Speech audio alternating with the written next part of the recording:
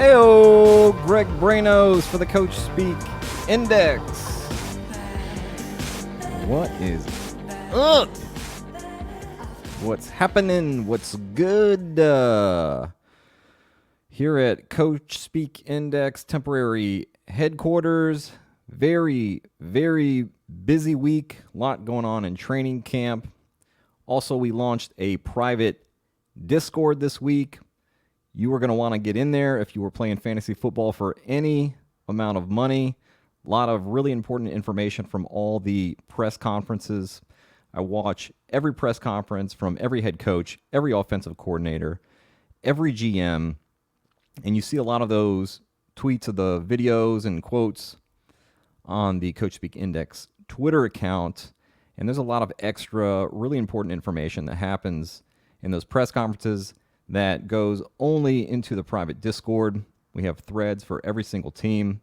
So, a month from now, 2 months from now, a year from now, you can go and you can scroll through those threads, get a really great 30,000-foot view of what these coaches and offensive coordinators think about these players, how development is happening with these players. You can search for players' names. You can search for certain phrases that coaches use and be like, okay, well, when he uses this phrase about a guy that he did today, has he used that in the past, and how did that turn out? So really cool stuff happening. Get in that Discord, and let's win some leagues this season.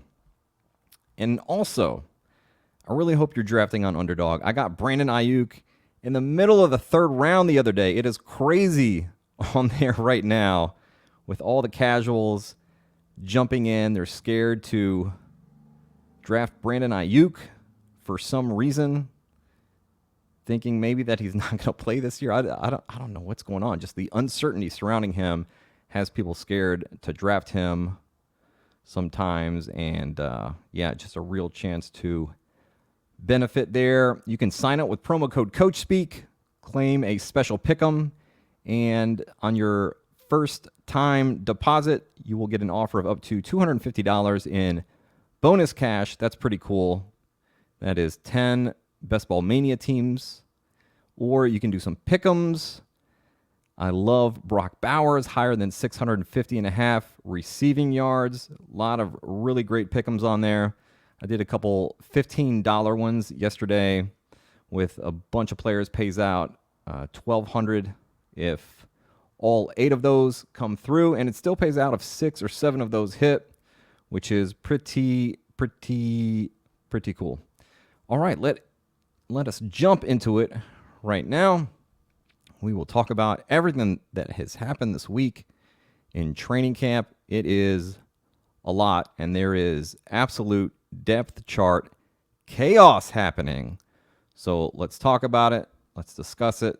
Let us hear first from Minnesota Vikings head coach Kevin O'Connell on their QB1 competition.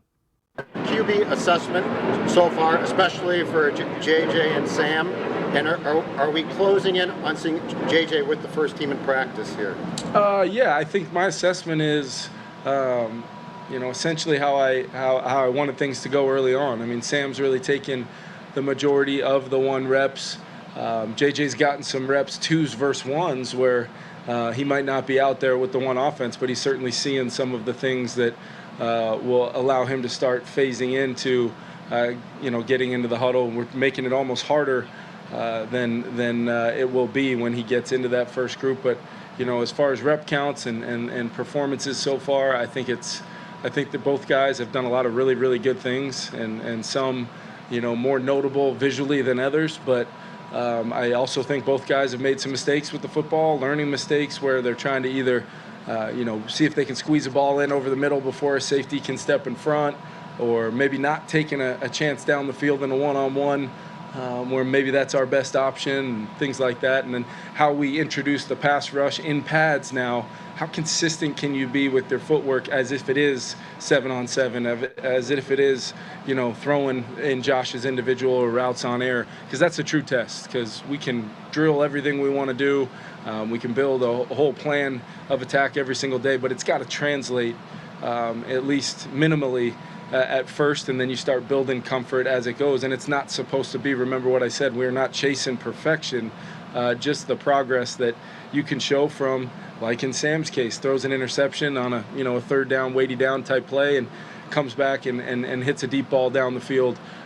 He's done it really a couple times now in those competitive settings, and I just like the response.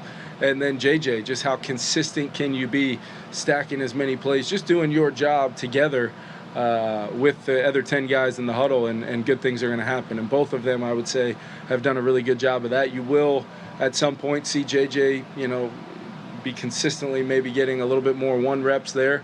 But at the same time, I feel like Sam earned the right to take the bulk of those reps early on here without getting into depth charts and things like that. It's just a standpoint of how we need to practice, the comfort we're trying to build for the whole group. But as far as the rep count goes, and I do want to highlight Nick Mullen's ability, while getting maybe less reps than he has previously. You guys have seen him step in almost cold, and go out and throw a ball over the middle for a big gain, or get us into the right play, and he's already demonstrated his ownership of our system as well. So I've been really positive about the QBs early on, and now we just start raising the standard every day as their comfort level rises. What would trigger JJ getting some of those snaps with the ones, or is that a sort of a pre-plan, like that'll happen when you already know what's going to happen? Yeah, I think when you start part of it too is the install process, Kevin, where you're still trying to get through a daily install plan as we build our offense. That's what can happen early on, and defenses tend to be able to, nothing against defenses, but they tend to be able to just have their one-word defensive calls, and they stand in one set. It's all great, but they can get those things in a little faster sometimes. But as I've told our offense, no excuses. I want to see execution because of how we handled the spring, because how we handle the aspect of the teaching and learning phase. You're really not learning much new for the first time outside of new players we may add, but the expectation is we shouldn't need multiple reps of not doing things right to then get it right. We're moving along on our install. Things are starting to stack. So I think as we kind of get to a place where we figure out that sweet spot for JJ's comfort, as well as Sam's trust and understanding in what we've coached up until this point, we can start doing that as well. And I also think it'll be good for Sam, to mix in some of those other huddles besides just having, Justin and Jordan and that offensive line. And, I want to see him go in and elevate that group as well. So it's great ops, much to be overanalyzed, but a lot of work to be done for sure before we get to a place where we're ready to start, really determining what that room's going to look like. With Nick Mullins, you mentioned Sam getting a lot of reps and obviously JJ getting more than probably a typical 3 would. I guess, how did you go about broaching that with Nick to say you're going to probably take a smaller number of reps because of the situation we have? Yeah, I'm not sure where that typical 3, unless I said that at this podium, I'm not sure where that's coming from. But as far as the depth chart in that room, I think it's pretty clear and obvious. If you, like you guys do, you make the commitment to come out every day. You see, it's pretty darn even between Sam and JJ, and in many cases JJ getting a couple more here and there with our ability to add some developmental stuff in for the guys down the line. And Nick's been great. If you got a chance to sit in the quarterback room and hear some of the first person perspective that he can provide, either from his time last year, doing a lot of really good things for us, or previously working alongside Kirk hours upon hours, you've just really seen him start to really share that knowledge in a way. And I think that's where Sam's been awesome too. The dialogue between JJ and Sam and Nick and both of those two guys, and Jaron kind of highlighting where he was at, from his first exposure to the offense last year. Josh and Grant have set up a really, really healthy dynamic in that room. We've got great guys, and they're getting better every single day. So I think it's just a matter of, making sure they know the plan for the day to mentally prepare. But at the same time, I want them to understand there's going to be, different twists and turns to their rep plan based upon a design to get the best version of all 4 of those guys. All right. Very lengthy there from Kevin O'Connell. He said that J.J. McCarthy is going to start getting some more reps with the ones. And, from all reports, he's been looking fairly decent in camp. It does seem like this QB1 competition is fairly close. Sam Darnold, I mean, we know this guy is just a bridge quarterback for J.J. McCarthy, who they took with the 10th overall pick in this year's draft. They do play it safe, this organization. Like I've said before, they're not just going to throw J.J. McCarthy out there until they feel like he's completely ready. But that could be week 1.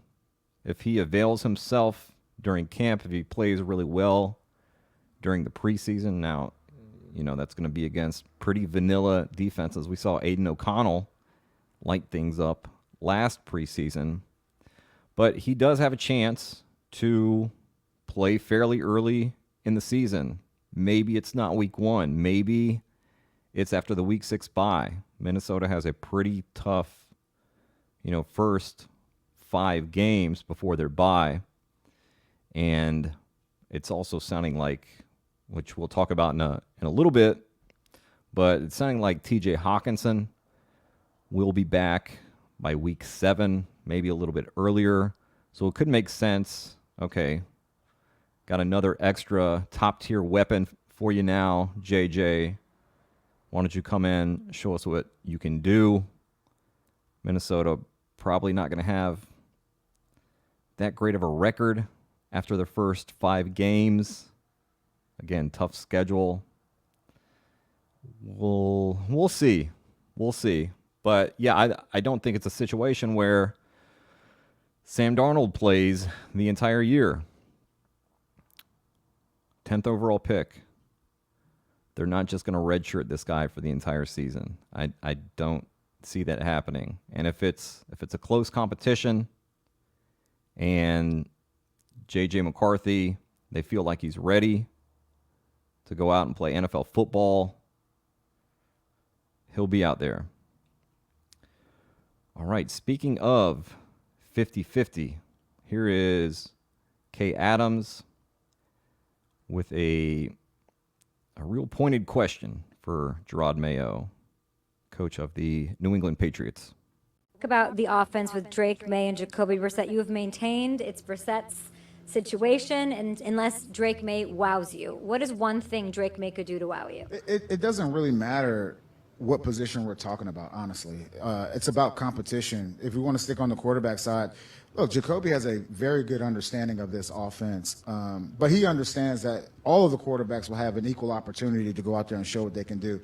Now, in saying that everyone can't get 20 or 30 reps in practice, and I always tell these guys it's not about the amount of reps, it's what you do with those reps. And look, Drake just has to continue doing what he's doing. He's a very competitive guy. That's why we loved him coming out of Carolina.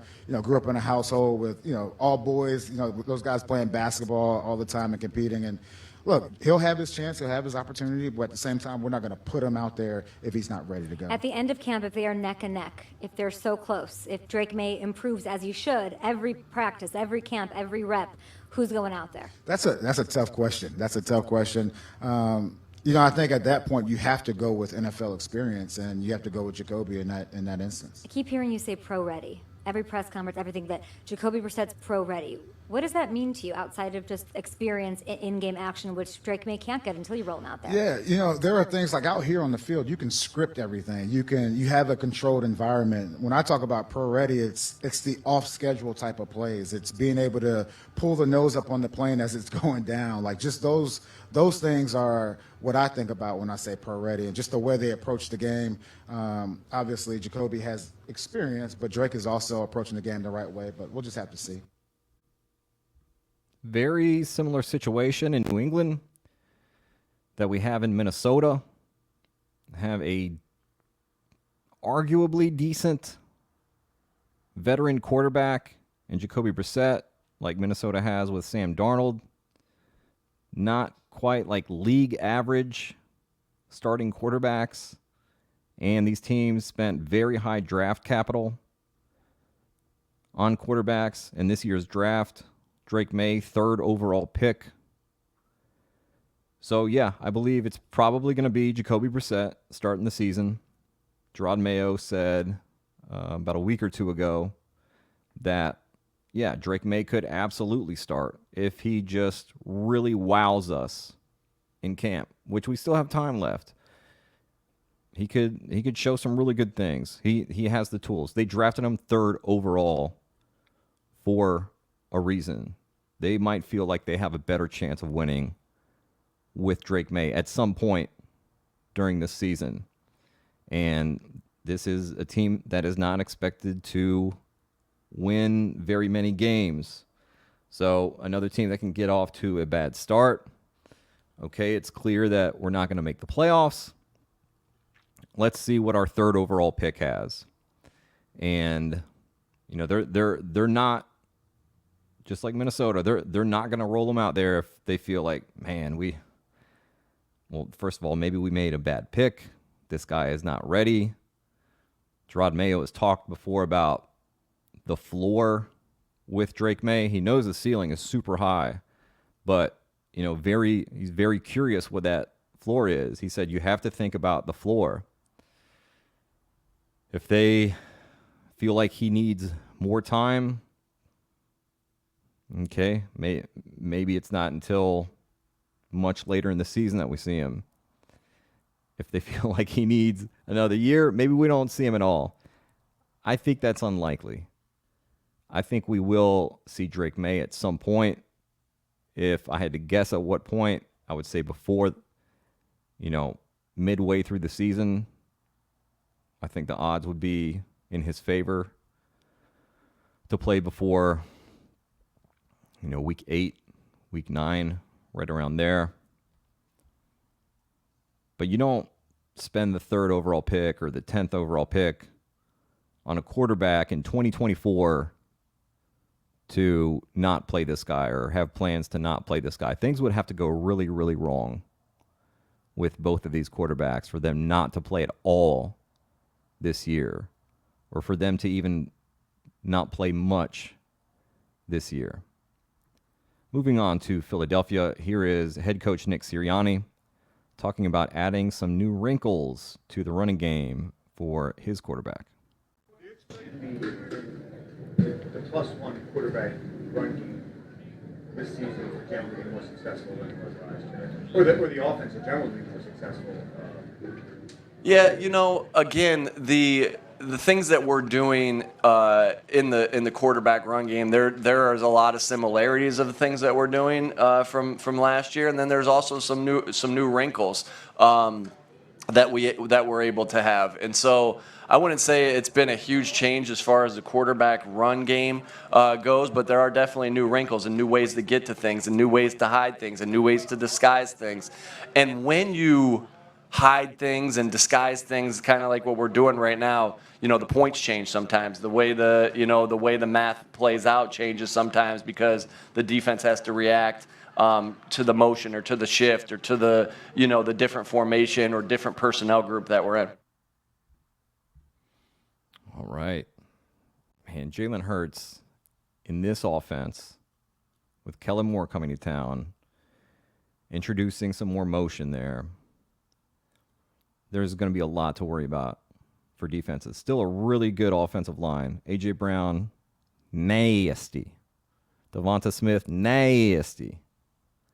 Saquon Barkley, we'll see what he has left in the tank, but definitely an upgrade over the running backs that they've had the past couple years, and DeAndre Swift and Miles Sanders.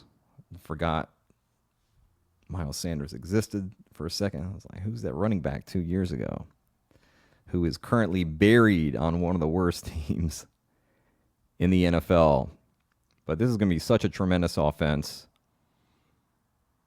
I want a lot of Jalen Hurts in fantasy this year. I love him. I love him and Mahomes for MVP. I think it's probably Mahomes. Need to move him up a little bit in my rankings, but man, this is just setting up so well for Jalen Hurts for a team that should run more plays with Kellen Moore and getting that cheat motion with Devonta Smith and A.J. Brown, and just a better offense overall. We'll end with Seattle. Head coach Mike McDonald, just real quick touching on this. Geno Smith, you probably heard, sustained an injury in camp this week. McDonald on Saturday said, I think he's good. We're still going through that process, but looks optimistic. I think there's a good chance we'll see him next week. And McDonald said he believes there's another test that was being done on Saturday, so we should hear the results of that. I've seen him drop quite a bit in drafts over the past couple of days because of this uncertainty. I saw him drop to the end of the 17th round on Underdog in a draft today. So I think pretty good time to buy Geno Smith. Let us talk running backs. We're going to start with the Chargers. And you guys probably heard a couple weeks ago, Jim Harbaugh said that Gus Edwards had offseason surgery and that, they were going to ease him back in, ramp him up. And then this past week, he said, actually, I'm not sure if he did have surgery. And he also talked about Rashawn Slater and other guys who are being taken off the field, going into the facility with trainers, and giving us a warning of what to expect. I'm just going to let him take it away, and then we'll discuss afterwards. So there's no injury there with Rashawn? It's not something that's he wanted to keep playing, so Little thing. Huh? It's a little thing. I don't know. I'm not going to categorize it. I'm not going to categorize it. What it is or what it is not. I'm just telling you, you're going to see quite a bit of that as we go through this first stage. With Rashawn, though, we saw him leave practice yesterday, walk into the facility with trainers, and then you and Joe went over You and saw had a chat JK, you with saw Mark. Khalil. I don't know if did you see? Yeah, I saw Josh Palmer, yeah. Hayden. But so Rashawn is the same as those guys, or it's a different situation? Yeah, I'm not even categorizing it. I'm just saying just the exact words I use. You can just, that's what I'm saying. So Rashawn not practicing today. You're going to see more of it. You're going to see quite a bit of that from the starters. Was it part of the plan for Rashawn not to practice today? That was part of the ramp up that you're talking He said, "Hey, I got something here. I want to keep playing, but I need to take a look at it. No, we're going to take you out and move into the weight room and do some work there." And one more, you mentioned Abundance of caution. I know you haven't heard that term since the pandemic, but it applies to this stage that we're in right now. Okay. And with Gus, you said the other day that he had a surgery in the off season. What was that? Can you share what that was on or? No, he's been being brought back into play. So Gus didn't have any type of surgery in the off season? Not that I'm aware of. Okay, so he was just the injury he's dealing with. Are you going to share with? He's working through it. He's working through something. That's exactly what I'll say. And he's being released back into full go. With Rashawn, you said he felt something. Can you share anything about where? No, just he's working through something. Okay. And then with Donald, he's working through something. Is it related to what he was dealing with in the spring when he was wasn't working through practicing? something? Incredible. NFL teams are not required to divulge injury information during the offseason. And this is the same Jim Harbaugh that we saw in San Francisco. He does not like giving up any information that he doesn't have to. He is going to keep us in the dark like we're Aaron Rodgers at a retreat. This is going to happen the entire offseason, all through training camp. People saw, oh my God, Kamani Vidal going inside with trainers. Lad McConkey going inside with trainers. J.K. Dobbins going inside with trainers. Every time this happens and a beat reporter tweets it out, get a bunch of quote tweets from fantasy people just really freaking out over it. Jim Harbaugh just told you right there, you're going to see it happen. You're going to keep seeing it happen all throughout training camp. So we're going to have no idea whether something is serious or not until the team says something or we see that player back out on the field practicing. Best of luck figuring out who is actually injured for the Chargers during training camp. Here is Atlanta offensive coordinator Zach Robinson talking about Tyler Algier's role this season. Role clarity, and I'm curious how that role applies to Tyler Algier, who, because obviously we've been talking a lot about Bijan as the running back. Where does he kind of fit in this offense? How can he utilize him? Yeah, Tyler's going to have a great role in this offense, and he just a guy that just wants to get on the field in any way. And so, Mike Petrie in that room, like those guys are so tight, so close knit that has been from day one. With Petrie. That role clarity that you're talking about has definitely been established. And so, you got to pick your spots with him, how much he can get on the field. Flow of the game sometimes dictates that. We can say, hey, you're going to play this amount of snaps. Next thing you know, you're playing the whole game. So football's, crazy game like that, but certainly Tyler's going to have a big role. And certainly at certain points of the season, we're going to be leaning on him. All right. People went really, really nuts with this one, really getting scared with their Bijan Robinson shares that we're going to see another kind of split backfield like we saw last year. If you listen closely, I don't think that's really the case here.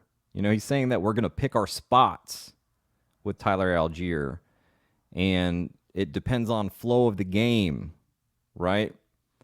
So him having a big role, that doesn't mean that he's going to dominate snaps and touches.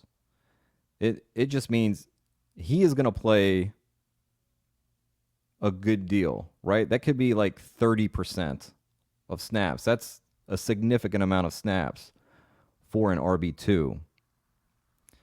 And I could definitely now see them playing him at the goal line. Tyler Algier, very sturdy hammer running back. One of those guys that you need a yard, this guy will get you a yard. If you're at the 1, 2, 3 yard line, give him the ball a couple times and he's going to get in there for you. So that does scare me a little bit with Bijan Robinson. But those are concerns that I already had beforehand. We know Tyler Algier is a good running back, okay? If you have a really good running back on your team, you got to use him, okay? You can't give Tyler Algier 450 touches this year. It's fine to have a really good RB2 and to use that guy, 30, 35% of the time. Bijan Robinson is still going to get high-value touches. He's still going to be used way more than Tyler Algier. They're going to use him in the passing game. He'll be fine, okay? This is not a 50-50 backfield. Certainly, Tyler is going to have a big role. And certainly, at certain points of the season, we're going to be leaning on him. At certain points of the season, when it would benefit them to have a big, bruising running back running the ball. Again, that's going to be near the goal line some. It'll probably be when they are leading in games in the fourth quarter or late in the third and just kind of want to milk that clock. Raheem Morris, defensive-minded head coach, he said a couple months ago that we want to run the ball. And that's where Tyler Algier will factor in. So don't go crying in your pillow about your Bijan shares. He'll be fine. Next up, here's a quick clip of Patriots head coach Drake Maye talking about their offensive plans this season. You might just want to kick the ball at the back of the end zone and lean on the defense. And we're going to lean on our defense this year. And I would also say offensively, we're going to run the ball and try to control the game that way. So. All right. Another defensive head coach just wants to establish that run. We're going to run the ball and try to control the game that way. Well, best of luck. I don't see New England leading in a ton of games for the majority of those games. They can start out wanting to run at some point during most of these games. They're going to have to throw the ball. But it's a nice sentiment. Going down to Arizona, here is head coach Jonathan Gannon on James Conner. Do for the offense to have a steady force like James where you know what you're going to get at that position?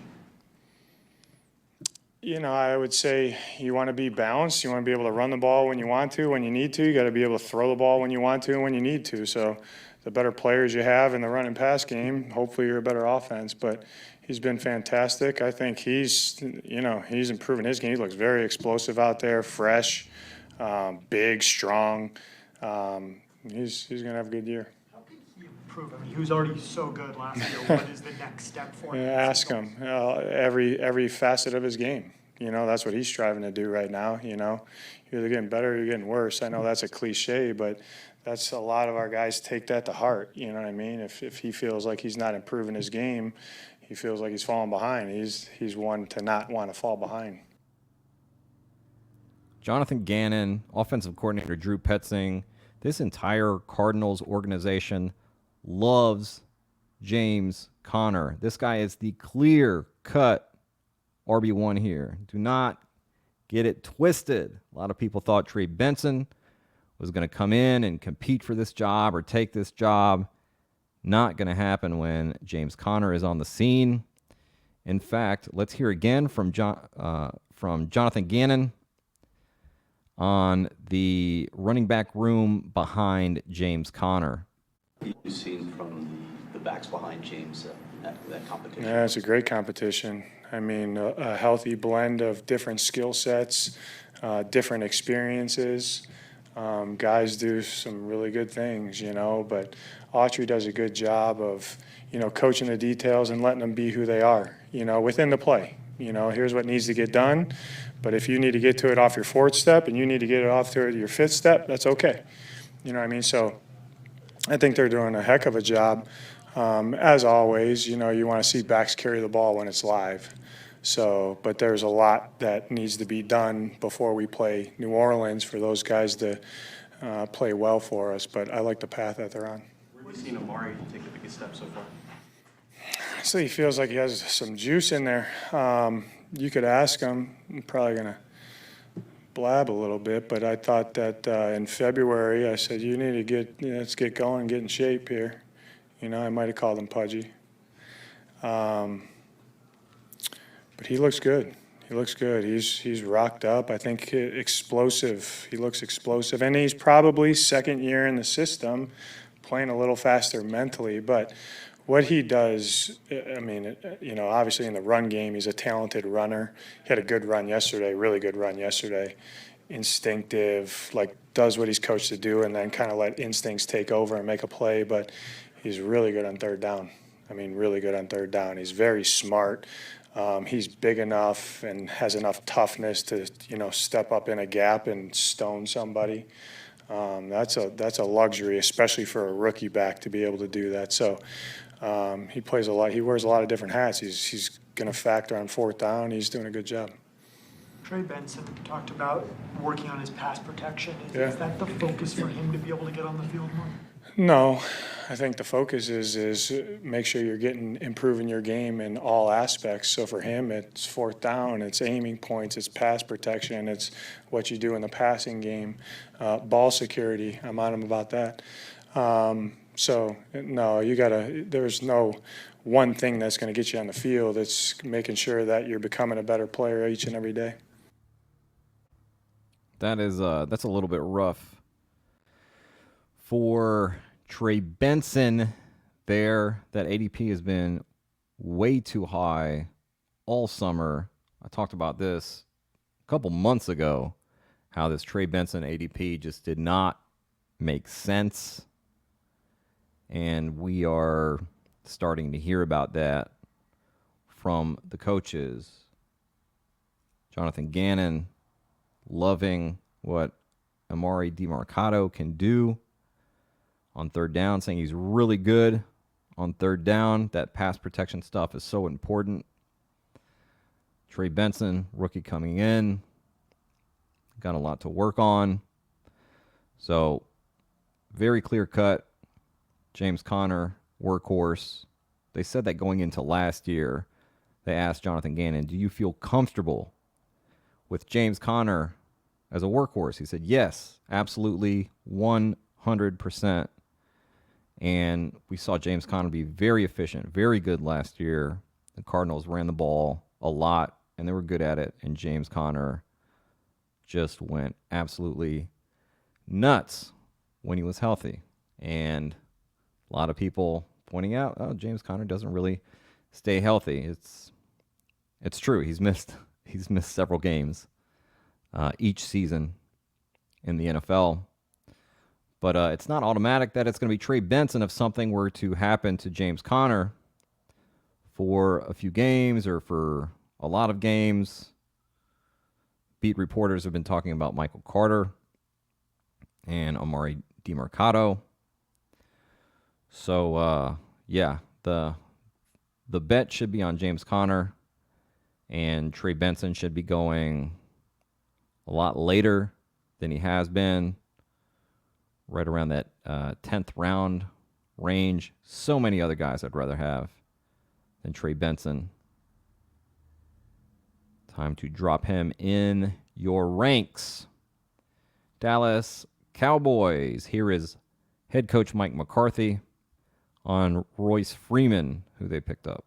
Royce, just a vet that seems very, very comfortable in our system, has picked it up schematically and has a really good understanding, particularly in the protection part of it. I appreciate that. So, yeah, I think they're all doing a good job. The other day that Royce was better than what you guys thought he was, or couldn't believe he was out there. What has he shown you, or what does he bring that? I just because he does everything well. I think clearly knew him as a runner. But when you see running backs when the bullets are really flying and the pass protection part of it, the declaration, the adjustments, all that, I think it's been excellent. He's got very good hands, so has a very high understanding of the game, and also he's has a chance to be one of our primary players on special teams. So he's a really good fit for us. All right, Mike McCarthy in that press conference highlighted the importance of pass blocking from running backs quite a bit. And he said a couple months ago on the running back by committee that they're going to be doing running back by committee. And, whether it's 2 or 3 guys was his quote. So Ezekiel Elliott, Rico Dowdle, there's a chance that Royce Freeman gets into that mix a little bit. Oof.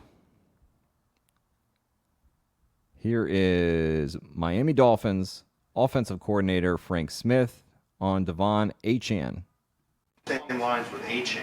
He's in his second season here. How has he developed compared to this time last year? Just your rookie year, you're trying to take it all in, and alignments, formations, just everything. You can really see the growth of his understanding of the offense, where he fits in just overall in the run game, where he's trying to affect his aiming points, affect the defense, working together with the linemen, how it all fits together, and then in the passing game as well. It's just, you can tell it's year 2 for him. He's really made substantial growth, and I think this camp will really be good the next couple weeks for him to continue to grow upon everything he's done. This lines up with what head coach Mike McDaniel has been saying about Devon Achane, how he's, taking big steps in year 2. He also got stronger this offseason, which should help out a little bit with avoiding injury.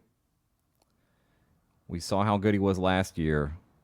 If he's taking a leap in year 2 and he doesn't get injured, I mean, my God, we can see just nuclear production from Devon Achane. We do need that offensive line to hold up. Not as good of an offensive line as last year, But man, Achane, pretty phenomenal player. And it sounds like, from what Mike McDaniel has been saying, that they do want to use him more in the pass game as well. Just get the ball in his hands and let him work his magic. Here is Frank Smith again on rookie Jalen Wright. You mentioned he's watched a lot of Raheem Mostert film. How has he picked up the offense this one big game? Yeah, he's the hardest part. Running game in our system is it's a process to learn, especially when you come from his offense at Tennessee, which is very different. But he works so hard and he is on it. He's with Eric all the time, really trying to understand the nuances to everything. Why our tracks and aiming points, how they fit, his where he's trying to run and what the line's trying to do, and then add in the pass game element. So he's done a great job. I mean, he is always working. I mean, I see him here all the time. He was here all summer, every day. I mean, he is putting in the effort. And, the next couple of weeks, especially when you're a rookie back, they're vital. All these days of camp, allowing yourself to really understand, see where you fit in the equation, understand the different blocking schemes we use. So it's been good so far. I'm really excited for him the really next couple of weeks, especially when the preseason games start. Okay, third on the depth chart there in Miami, behind Raheem Mostert and Devon Achane. But if you're somebody who thinks, Raheem Mostert, very old, has not played that many games in the last 5 seasons, and, injury prone, and then if you have the same concerns with Devon Achane, maybe Jalen Wright is your guy going in the late 150s on Underdog. We will keep our eyes out for him in the preseason. See how he looks. Much, much different. The production that we see from players for like Tennessee and Oregon, can't really trust that as much as we can with some of these other players in like SEC and those conferences. But yeah, we'll get to see him against NFL players here real soon. Baltimore Ravens, here's one that really went viral. This is John Harbaugh talking about Justice Hill. Asking about Justice, what have you seen over the last few years, the evolution of him as a player, and then what you're looking for from him this year behind Derek? Right, great point. The evolution of Justice as a player is that this guy has become a starting back in the National Football League. I mean, if you watch him play, look at the championship game. He is a high caliber running back. So to have him along with Derek, along with young guys, I think it's really great. And he's going to give us a little different style than Derrick Henry. So I see him as a starter. I think he's going to play a lot and kind of do it his way. We got a lot of very irresponsible headlines, the short aggregated headlines from what John Harbaugh said here of Justice Hill, starter for Baltimore, starting running back for Baltimore. Missing some of that context of what he said earlier of Justice Hill being a high caliber running back who's a starter quality, right? That's different than saying like he's going to be our starter. He's going to be our RB1. That is not at all what John Harbaugh was saying. He said, I think he's going to play a lot. Okay? John Harbaugh has an 85% reliability rating on usage and workload Coachspeak. He can get a little hyperbolic during training camp, talking about his guys, but Justice Hill played a lot last season. He played a lot of snaps. He got touches. They like Justice Hill. They've kept him around. They like using him. They like what he offers them. He's not going to be their starter, okay? They can think of him as starting quality, which maybe he would start in certain places. Maybe he would start for the Chargers, Maybe Jim Harbaugh and Greg Roman want to trade for Justice Hill so they can complete the Baltimore Ravens running back collection there. But he's going to get touches. He is going to play a decent amount. They're not going to give every single snap and touch to Derrick Henry there. Keaton Mitchell, they've said he's going to be coming back later in the season. Or Sheen Ali, the rookie. Who knows if this guy pans out for them? Maybe these comments here are a little bit of an indication that, okay, we don't quite see it yet in Rasheen Ali. Which was kind of the case last year with Keaton Mitchell, where, okay, they liked the idea of Keaton Mitchell. They drafted him and they talked about him, even during the season when they were asked about him. And John Harbaugh at the time said, yeah, I think we'll see him eventually. And we ended up seeing him a couple weeks later. And he played really well. He could have played that well from the beginning of the season, but this is how the Ravens play it. So we probably won't see a ton of Rasheen Ali early in the season. It'll be Derrick Henry, and it's probably going to be Justice Hill playing a lot, like John Harbaugh said. Minnesota Vikings, here is offensive coordinator Wes Phillips talking about Aaron Jones. To Aaron Jones and his receiving ability, just wondering what your general philosophy is on throwing to running backs versus simply being a capable option in check down situations. Yeah, I think Aaron has shown throughout his career that he's a threat out of the backfield, and anytime we have another weapon that we can use, we certainly want to utilize that. He's had a lot of great plays on screens over the years, big gains, and also, don't minimize those checkdowns either with a guy like him who can take a check down. Maybe the defense is playing everything deep to short, and you throw him the ball underneath, and he's able to either convert a first down or make an explosive play out of it. So he's definitely someone we want to try to find touches. It seems like over the years he's been awfully effective in the red zone. How much of that was part of the reason for wanting to bring him in here, just the ability to convert in the red zone? I think we looked at the total package, and the red zone was also a part of it. You love to see guys score touchdowns.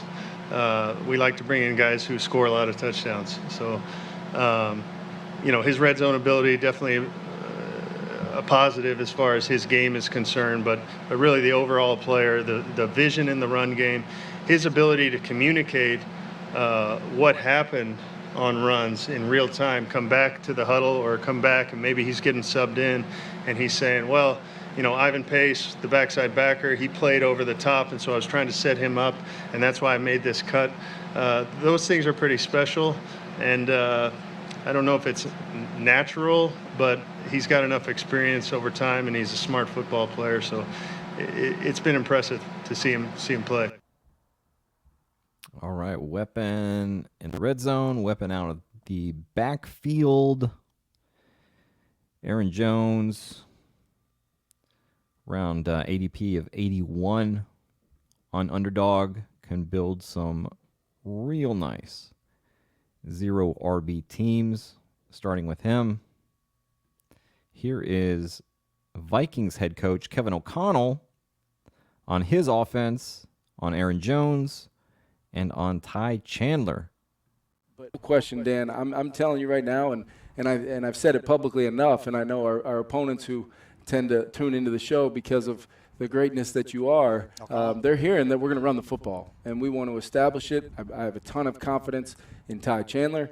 I have as every bit of the feelings towards Aaron Jones that you do. That's why he's here. I did offer to go pick him up in Green Bay and help him get his stuff here as fast as possible when we heard it would be possible. But Aaron Jones, Vikings fans, Skull Nation, everybody's going to fall in love with this guy. Our building has already. He's unique. He's dynamic. And he cannot, be more excited to be part of our team and what it means to be part of this team. And we couldn't get him here fast enough. His health has been an issue Yep. occasionally. So how does that enter into, you say, how greedy can you get? If he's playing well, do you think you still have certain ideas in mind that we're not putting him out there, 92% of the time? He's going to be the number one guy, I assume. But there has to be some sharing because we think that's the best chance to keep him fresh and available to us, not just at the beginning of the season, but at the end as well. There's no doubt. And I think when he's been at his best throughout his career, you've seen that other guy, that A.J. Dillon, or even going back previous, with I remember they had Williams with them and some of the other guys, and that allows him to be a featured all three down back. You don't just want to have him on first and second down and then have to pull him off the field to rest him on third down because he is a weapon in the pass game. He is as smart as any coach or any player I've been around from a standpoint of blitz pickup. We want to have that. But here's the great part is we feel really, really good about Ty Chandler. He basically ascended to the first, our number one back a year ago just by pure opportunity, not any kind of development plans or anything like that. It was, hey, this guy gives us the best chance to run the ball, the best chance to consistently protect the football when he carries it and generate yards after contact. So I'm excited to see both those guys because I do think they're different. I do think they have different skill sets, but at the same time, we can run the same offense with both of them, if that makes sense. And he can catch the ball. Yeah, that's a part of his versatility. The Vikings and especially Kevin O'Connell really, really like both of these guys in the backfield, Aaron Jones and Ty Chandler. O'Connell been talking up Ty Chandler going back to last season. The Vikings did not draft a running back or acquire another running back besides Aaron Jones. And I really think that they are going to lean into the run more this season. Maybe not one of the more run-heavy teams, but definitely more run-heavy than they were last year.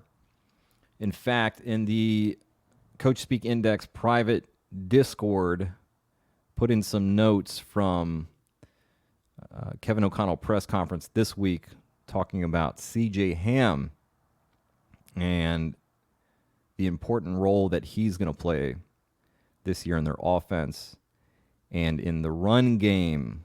So if you want to check that out, why don't you come and join the Coachspeak Index private Discord and get yourself a nice little edge with some of that important info that does not make it onto the Twitter account. Here is Packers offensive coordinator Adam Stenovich talking about A.J. Dillon.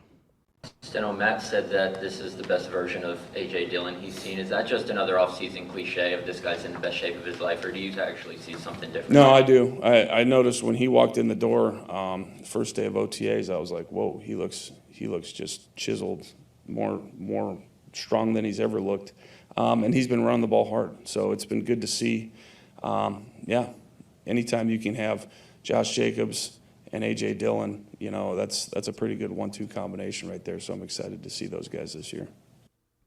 Oh, the Packers have such a weird affinity for A.J. Dillon, who is now finally in the best shape of his life.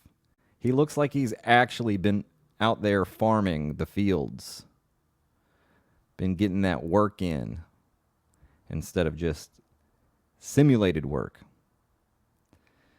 Kind of concerning for Marshawn Lloyd drafters. Oh boy, I have some Marshawn Lloyd bags, and I don't think this is too bad. But it is a little concerning to hear. I'm very, very curious what kind of percentage of snaps A.J. Dillon sees. I have talked about where if something happens to Josh Jacobs, I don't think Marshawn Lloyd automatically takes over that RB1 role. I think we probably see him remain in his kind of change of pace role where, still gets some good work.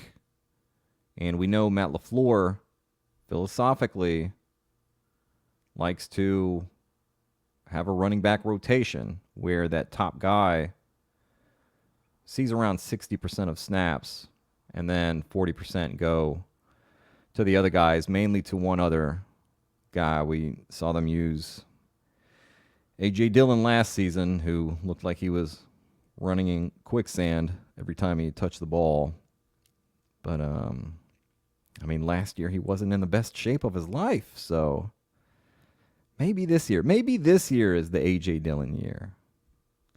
I certainly hope not. Here is offensive coordinator Adam Stenovich again, this time on Marshawn Lloyd.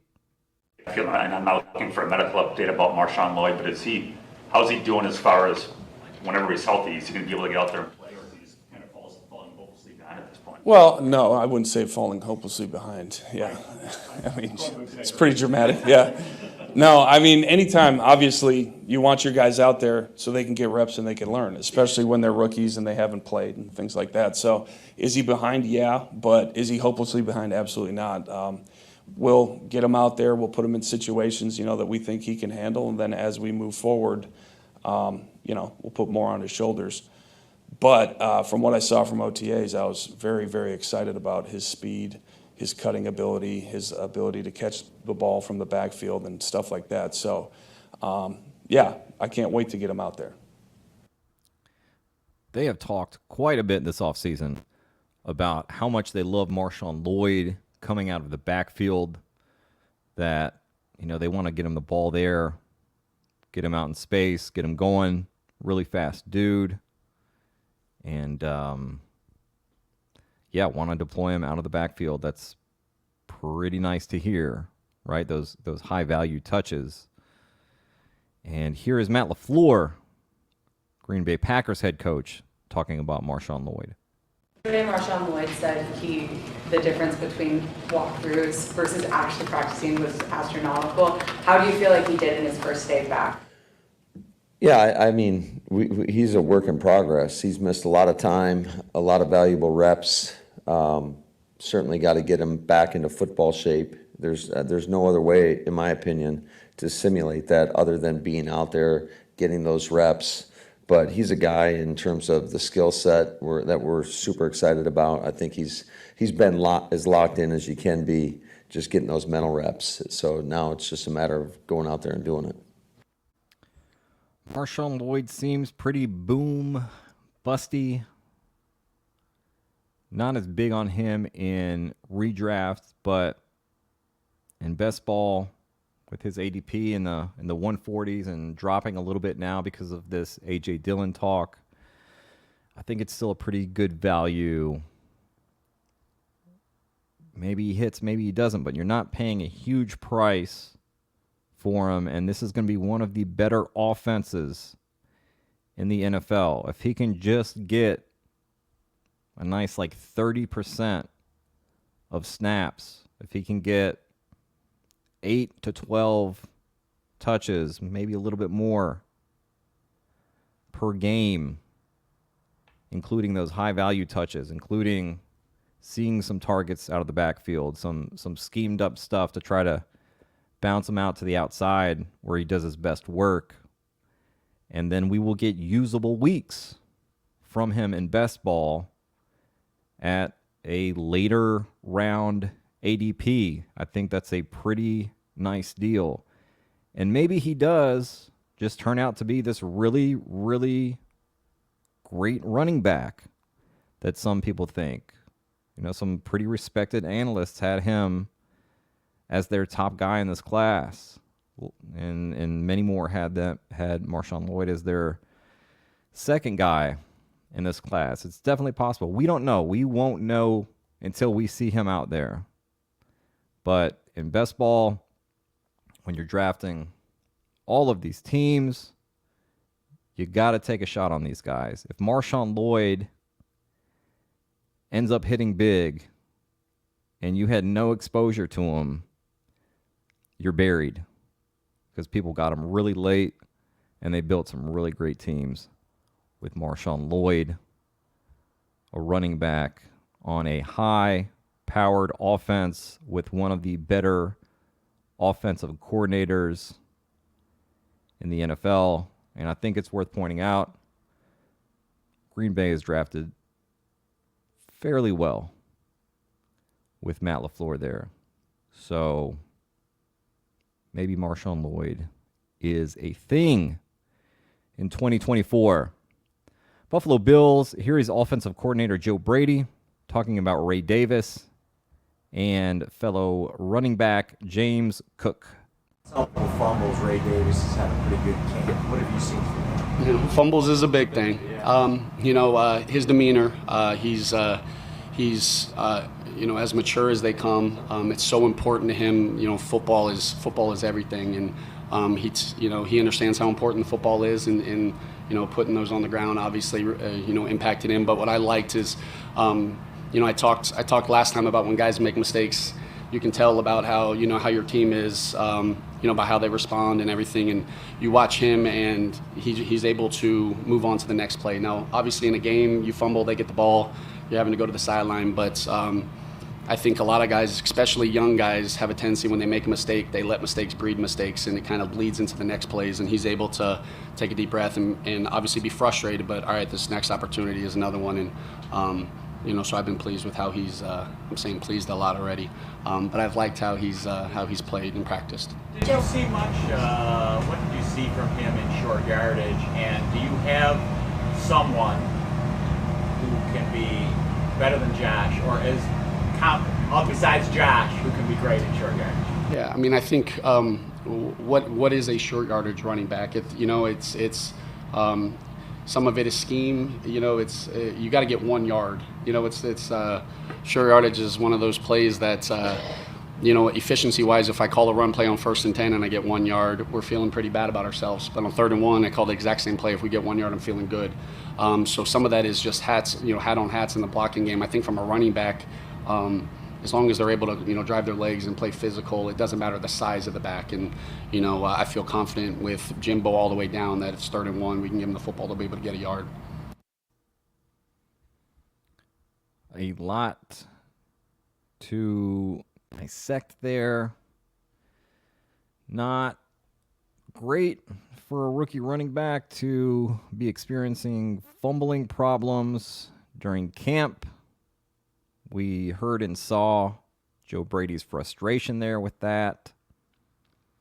James Cook had problems of his own last season with his hands, with ball security, but also dropped passes, some pretty easy dropped passes. If James Cook does get a short yardage role, that would be really, really big for him. I do have some concerns. Not just Josh Allen, not just Ray Davis, but Curtis Samuel, who's been getting a lot of work at running back in training camp with the Bills and got work at running back with Joe Brady with the Carolina Panthers a few years ago. Curtis Samuel has seen some goal line touches in Bills training camp. That would be very, very worrisome. Definitely makes me like Curtis Samuel more. We've talked about him on the show here.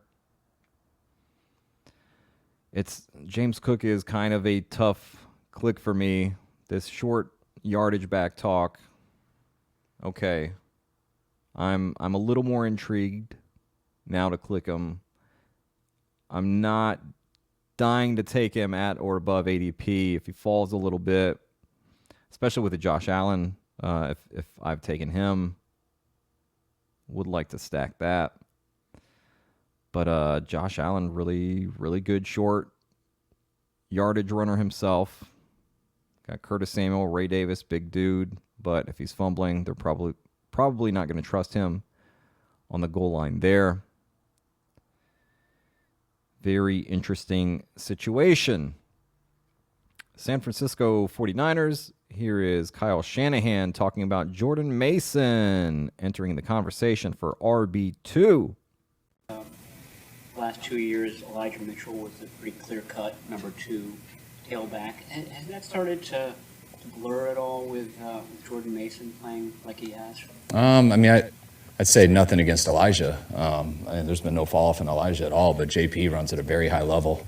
I see both of those guys that if Christian's not in there and not going, we always expect, no matter who we've had in the past, that number 2, number 3, sometimes our 4th guy comes in, and if their number's called, we expect them to run like a starting back. Just how many reps do they get at it, how long do they last, and things like that. And JP wasn't there right away, but he got there pretty quick. And he did a hell of a job for us last year, and we'll see how camp plays out. But I love both of those guys and got some depth behind them too. JP, Jordan Mason getting into the mix there. We heard last season when Kyle Shanahan was asked, hey, why is Jordan Mason not RB2? Why is it Elijah Mitchell? And he shot back real hard at that reporter about, well, we really like the things that Elijah has done when he's been in there for us. So he's been R2, he is R2, and JP has been that at times, but Elijah Mitchell is our RB2. It sounds like he's softening on that stance just a little bit. Jordan Mason going undrafted in a lot of underdog drafts. A little bit of a leverage spot there. Elijah Mitchell, kind of a fragile guy. So if, something were to happen to CMC, how long does Elijah Mitchell last if he is still the RB2? Or maybe it's just, all right, Jordan Mason time.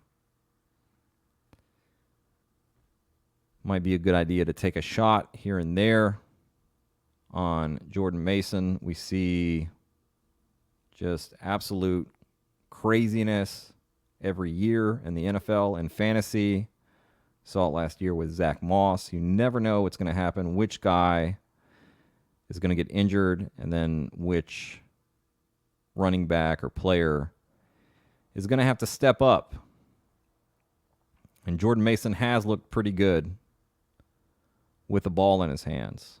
So, yeah, that's a situation where, if you're going 6 running backs or 7 running backs, doing a 0 RB build, and you're just taking shots, boom, boom, boom, at a bunch of those later round running backs, your Dylan Laubes, your Audric Estimes, guys that aren't favored to be a starter or maybe even RB2, but things shake out in a crazy way in the NFL.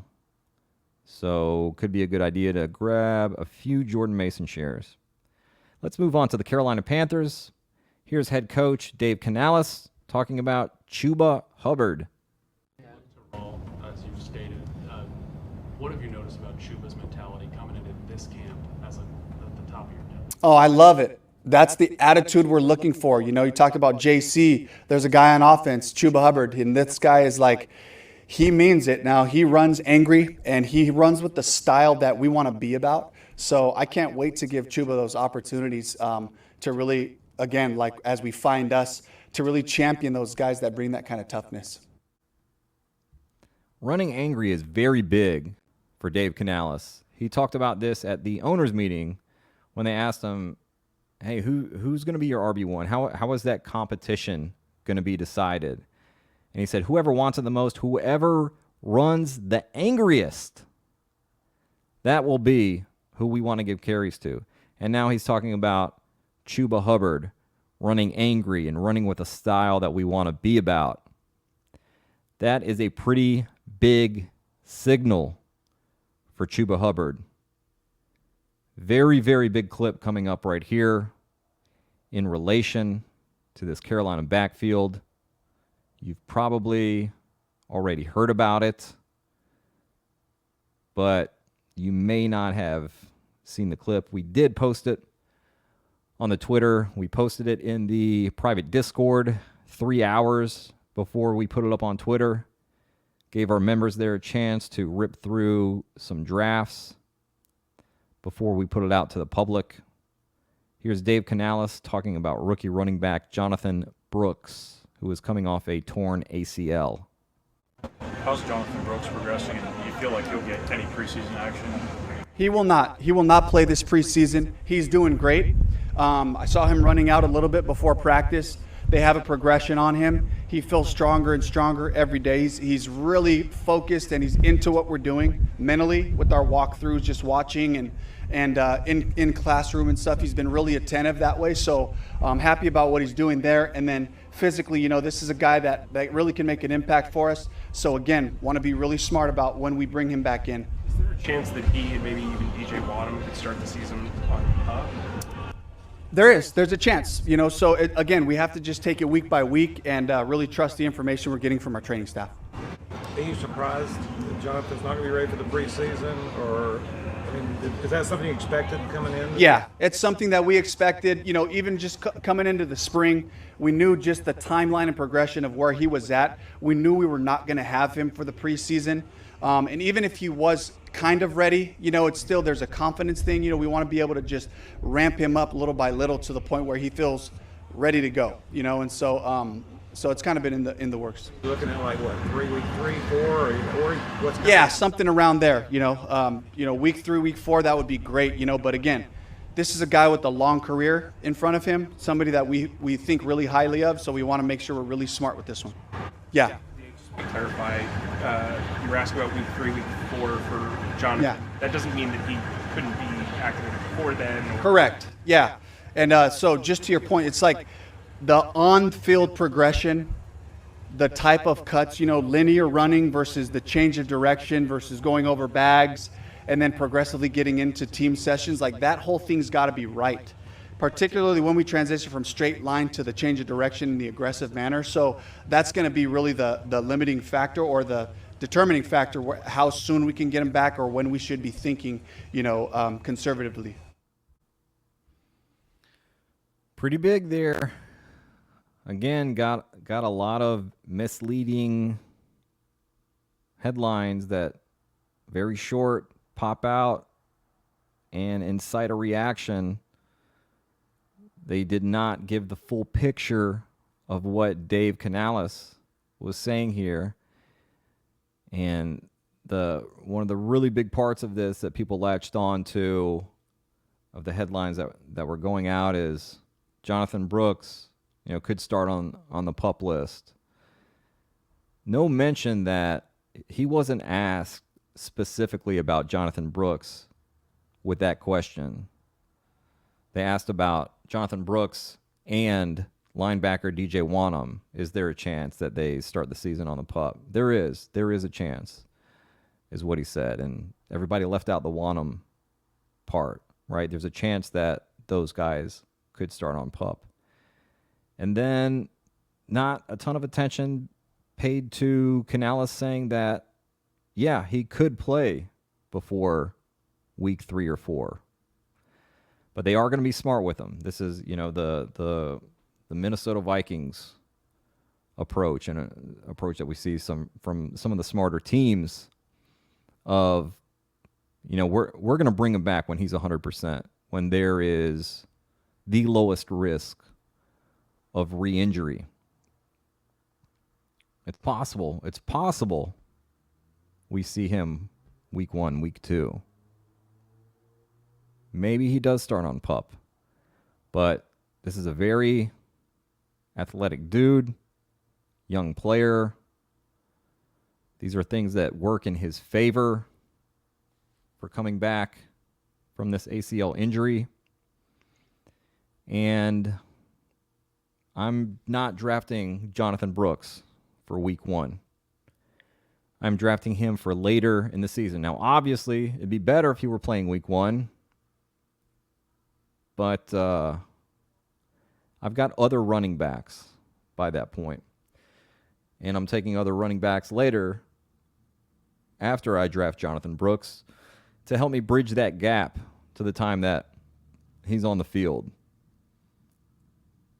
So if they put him out on the field week 3, week 4, week 5, at the point that they put him out, he shouldn't see that much of a limitation physically. Now, maybe they ease him in a little bit of, okay, it's this guy's first NFL action. We'll kind of ease him in for a couple weeks. But they traded up 10 spots in the second round to draft Jonathon Brooks. They really like this guy. Dave Canales has said, I can't wait to show you how stubborn I can be with the running game. They are big, big fans of Jonathon Brooks, and they are going to use him a ton. And they're going to use him a ton this season when he gets back, because when they put him out on the field, it'll be at a point when they feel great about him being able to do everything that a running back should be able to do. We heard Canales talk about how important his cutting ability will be, so they're not going to put him out there before he's ready. And this is just tremendous upside that you can get now in about that 9th round range. By the time the fantasy playoffs come and even down the stretch, I think you'll be really happy that you have Jonathon Brooks on your team. We are on to Cincinnati Bengals. Here is head coach Zach Taylor talking about his running back room. Today it's not a battle right now. You know, that will come with the pads, and that comes as things shake out. Right now it's a lot of confidence in that group overall. And once you put the pads on and it's real protection and it's real getting to your checkdowns, it's real, hitting the right hole in the run game, that's when it really ramps up. And so right now it's just getting everybody up to speed so that when pads do come on tomorrow, we're all ready to compete for real. And so I'm really excited about that room. I would say that room through the first several practices has been what I was hoping to see. So that's been really good. I think Justin Hill's done a great job with that group, and so I am excited to see once the pads come on if they can continue to sustain that. Yeah, the pads coming on, very big for Chase Brown to prove himself in pass protection and catching the ball, which by all reports, he's been looking pretty good. At least catching and running the ball. We'll see in preseason action and all that, how he looks in pass protection. But the Chase Brown steam is real. Zach Taylor said that his role is going to grow a lot this year, and he is reliable when it comes to player usage. Definitely not when it comes to injuries, which he is very self-aware of and has mentioned. But we can trust him on player usage. And that Chase Brown steam is real right now. In the majority of underdog drafts right now, he's going before Zach Moss. A lot of reports of him running as RB1 in camp. So definitely need to keep our eyes on that. But Chase Brown will be seeing a much bigger role this season than he did last year for his rookie year. Heading over to Vegas, here's offensive coordinator Luke Getsy on Zamir White and that running back room. On the pads, obviously, you'll get to know a little bit more about your run game when that happens. But so far, what have you thought about Zamir White, and also how's the other running backs in that room really helped him out as well? Yeah, they've been great, right? You got two vets that have been in the system, and things kind of come natural to them. Z's first time in the system, picking it up better every single day. When he gets that rock, there's a cool explosiveness that I can't wait to see people bouncing off of him as we get the pads on. And then, Dylan's doing a great job too. I mean, he's someone to be that young and to be able to pick up things with not as many reps as some of the other guys. And it's just, comes natural to him. So I'm excited. It's a really cool group. Getsy has talked about Zamir White in a very promising way this offseason, talking about his explosiveness. Can't wait to see people bouncing off of him. He said earlier in the offseason that, man, this cat's just a little bit different to have that speed and that size. Raiders are going to run the rock this year. Antonio Pierce, his two big focuses, stopping the run on defense and running the ball on offense. I expect a lot of touches for Zamir White this season. Here is Luke Getsy again, this time on rookie Dylan Laube. Great coaches have said that players sometimes make the decision on playing time by their performance, by their practice and performance. Could you see a rookie like Dylan Laube kind of making a compelling case to get on the field sooner rather than later? Yeah, I hope so. And he's off to a great start. Like I said, the game comes natural to him. He's got a great feel for it. So decisions he has to make, they come to him naturally. As far as responsibility-wise, he doesn't have the airs, and so that's really cool to see from such a young guy. Luke, when you come to Dylan, he's small and from New Hampshire, so you don't have the level of comparison of play. How important is it for him to get a fast start with pads on to show he can handle the physicality of the NFL? I don't know if there's an exact measurement, but I think when you watch guys like him, I would anticipate that's not going to be an issue. The feel that he has, the spatial awareness that he has, those guys know how to avoid the direct hits. Those guys know how to make the most out of what's presented to them. And so I'm excited for it. You don't truly know, but I anticipate, him being able to, that not being an issue for him. All right. Dylan Laube making a name for himself during the offseason for the Raiders. Here is head coach Antonio Pierce talking about Laube. Others have mentioned Dylan Laube. We've seen what he's done with the ball in his hands. Is there anything that has surprised you about him? It's translating the film. Sometimes you watch film in college and say, man, well, the guy played in New Hampshire. Can he do that in the NFL? And then you come out here and it's like, wow, 9 on 7, woo, pops. Blitz pickup, catching the ball out the backfield, he's working. And the thing about it, he doesn't. It's not flashy. If you don't really watch practice closely, you might miss him here and there. But if you really watch the body of work, again, going back to just even DJ Glaze, you're talking about these rookies as being consistent. That's hard to do at this age because you're getting a little bit tired. They've been training since January of this year, getting ready for the league, and now they got that opportunity, and he's making the most out of it. He is making the most out of his opportunity, consistent. That dependability factor is really big for a rookie to NFL head coaches and offensive coordinators. Dylan Laube could carve out a role for himself here on third downs where he excels, going in the final rounds on Underdog. Pittsburgh Steelers head coach Mike Tomlin talking real quick about Najee Harris and Jaylen Warren.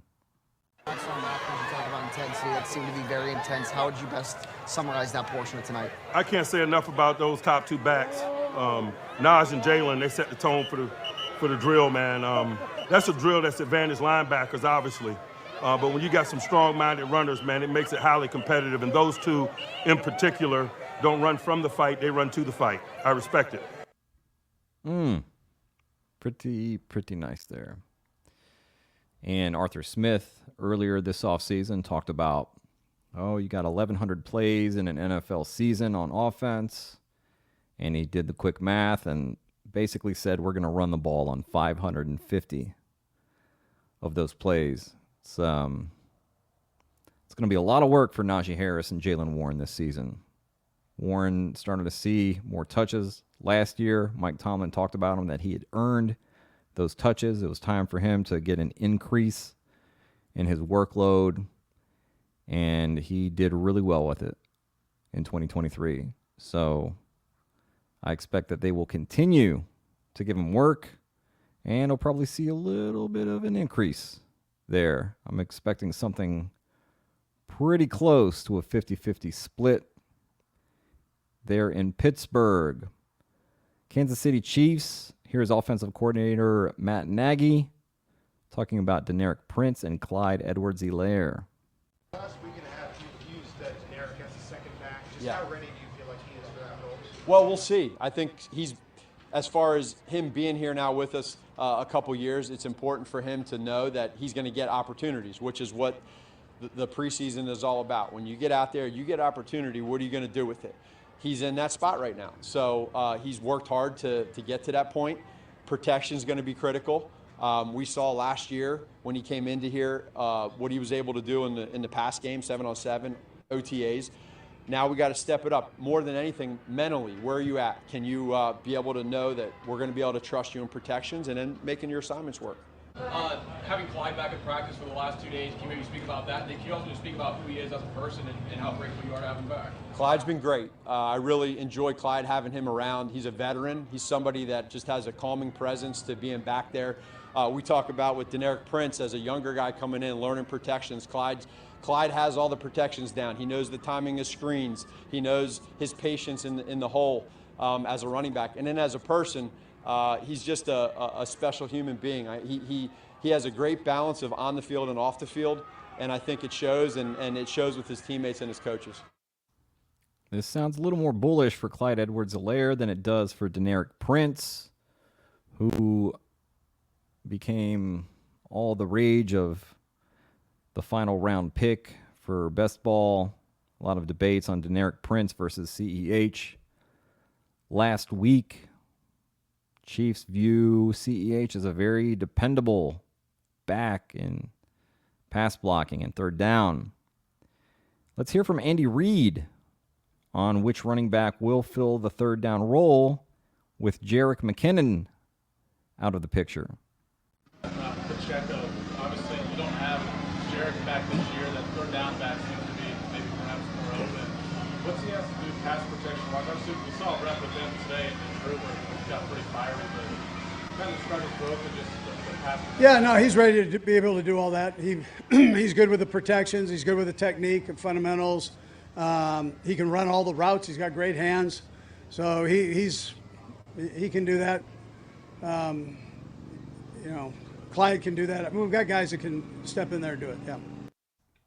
All right, so Clyde is the one that gets a mention there at the end and not Deneric Prince. But the real takeaway here is might be a bell cow season for Isaiah Pacheco. 3 down back in this offense, which could easily end up as the highest scoring offense in the NFL this year. Ooh, I want more Isaiah Pacheco shares, and I hope that he does not get steamed up too far from where he is now at the very beginning of the 4th round. Philadelphia Eagles, here's head coach Nick Sirianni talking about using his running backs in the passing game. You've spoken about throwing the ball to the backs, and it hasn't often materialized. Is that something you want to be a function of the scheme or organic within the progression? Yeah, sometimes you can force that to be a function of the scheme, and sometimes it is part of the progression. If you look around the backs around the NFL, I think you'll see a lot like they are part of the progression. The check down is a way they get the ball, but it needs to be both and, right? And we know we have the backs capable of being able to, play, get the ball in the pass game, right? They're going to get their touches in the run game. They'll get their touches in the screen game, but then being part of that pass game. And we're looking forward to that, with the guys that we have. And I think that's, you have the offense is still going to run, pass game offense is still going to run through Devontae, AJ, Dallas, right? And then, then who's the committee of 3, the number 3 receiver, who's the second tight end, who's the back that we're trying to get the ball to start things off in the pass game. There is, I know this is cliche, but there is only so many plays in a football game, and there is only one ball.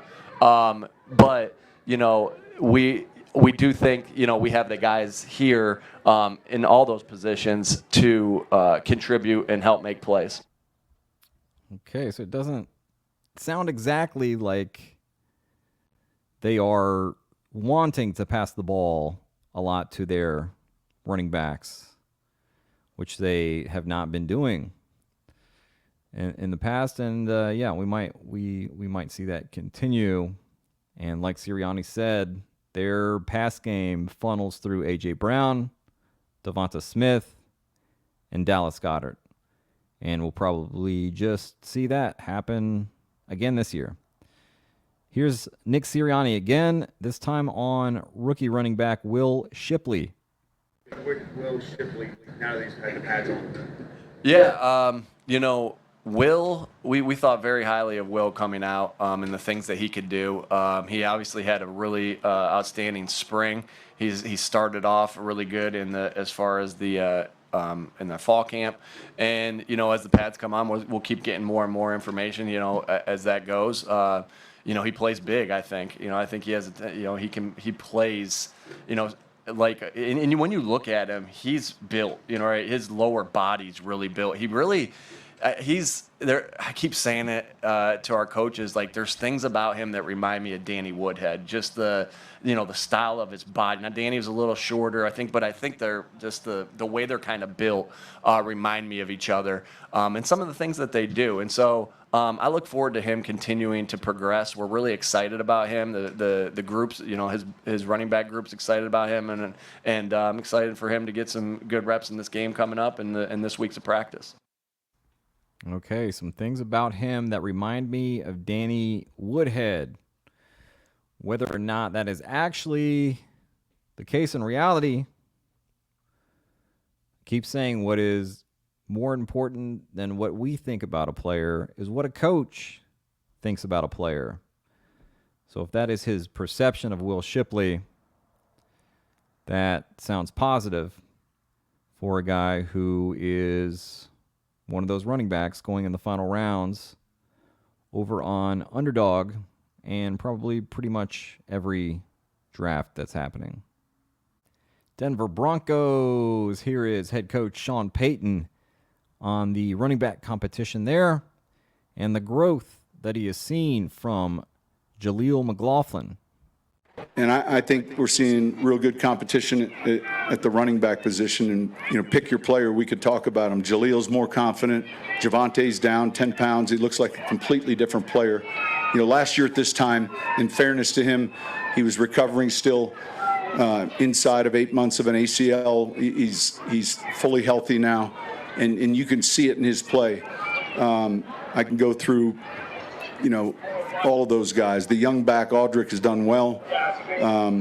Watson, we got back, and Beatty's another smart, more of a joker type player. But I'm pleased with where that room's at. Have you seen a difference with Jaleel? He said he wanted to work on being a better pass catcher. Like, is that? I've just seen a growth. Look, when you're undrafted, I think I can play here, and then you have some success. Yeah, I can play here, and then in year two, it's like, man, I expect to play well here. You can just feel that with him. Each day there's something we see. Made a catch over here and earlier, and he's really having a good camp. And again, he's still the first one on campus. He and then the 24-hour security guard who was here since midnight. So he's first, and then Jaleel second. Specific to Jaleel, he talked about it, and Joe Lombardi talked about how he had to grow in pass pro. So after a few days in pads, how has his technique manifested in pass? Good. And look, this gets back to the discussion of Dulcich block and power. I don't want to be in a game where he's having to fit up 4 times on a linebacker rush, but he's going to have to periodically. We might be in 2-minute offense, and he's got to handle the pickup. And so there'll be a number of times where he's going to get a free release and he's going to be out.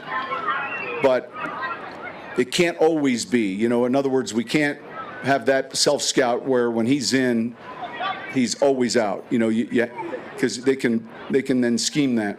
But I do think he certainly understands his limitations relative to his frame, And then how do you take advantage of that? You want to take on the block at the line of scrimmage where the linemen are to your right and left. The deeper you take it on, the more of a two-way go the rusher has. But if you can take it on early, you kind of have a fence working for you. And he's a real smart player. Coming from a small school, he picks things up very quickly. All right. Sean Payton has been praising Jaleel McLaughlin throughout this entire offseason. He'll never be a workhorse. He does not have the frame for that. He would not do well in that role, but could be very, very valuable in that joker role, in a change of pace role for the Broncos. We saw them last season when they put him out on the field. They got the ball into his hands the majority of times. It was something like 62.1% of the times he was on the field, he touched the ball. So what Peyton was saying there of, the pass protection, like we just need him to throw it up in there against the linebacker every once in a while, just to keep them honest, just to let them know that, he's not going to be running routes every time he's back in the backfield on a pass play. But he really likes Jaleel McLaughlin. He talks about him a lot, and he's been talking up Javonte Williams as well. That's a guy who last year they gave over 250, 260 touches to, coming off that ACL, and now he's in year 2 past the ACL. And Peyton has talked about how year 2 you see better production. Talked about how Javonte Williams has lost weight after Peyton body shamed him. And it seems like RB1 spot is Javonte Williams versus Audric Estime. And then that change of pace back is Jaleel McLaughlin versus Blake Watson. Samaje Perine did not get a name check there from Sean Payton. Maybe it means something. Maybe it's subconscious. Maybe he just forgot him. But it is very interesting nonetheless. I think Jaleel McLaughlin sees a fair share of touches this season, high value touches.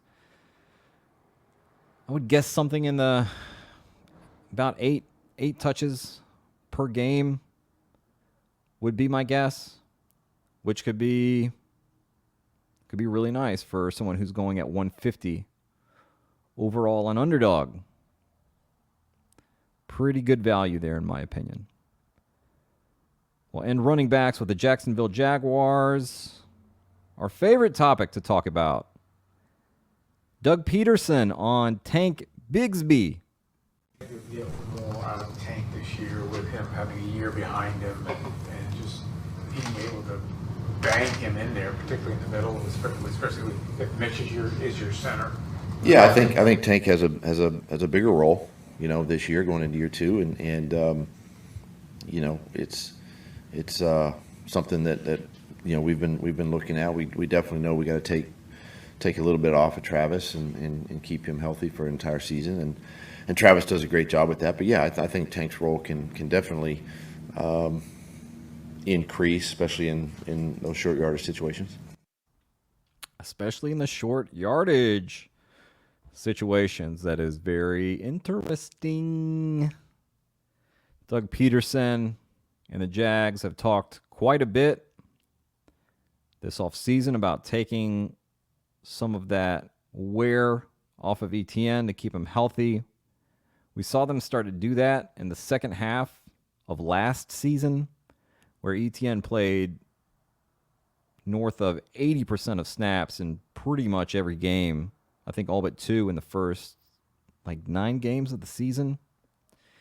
And then after that, not as much. A lot of 60% of the snaps there.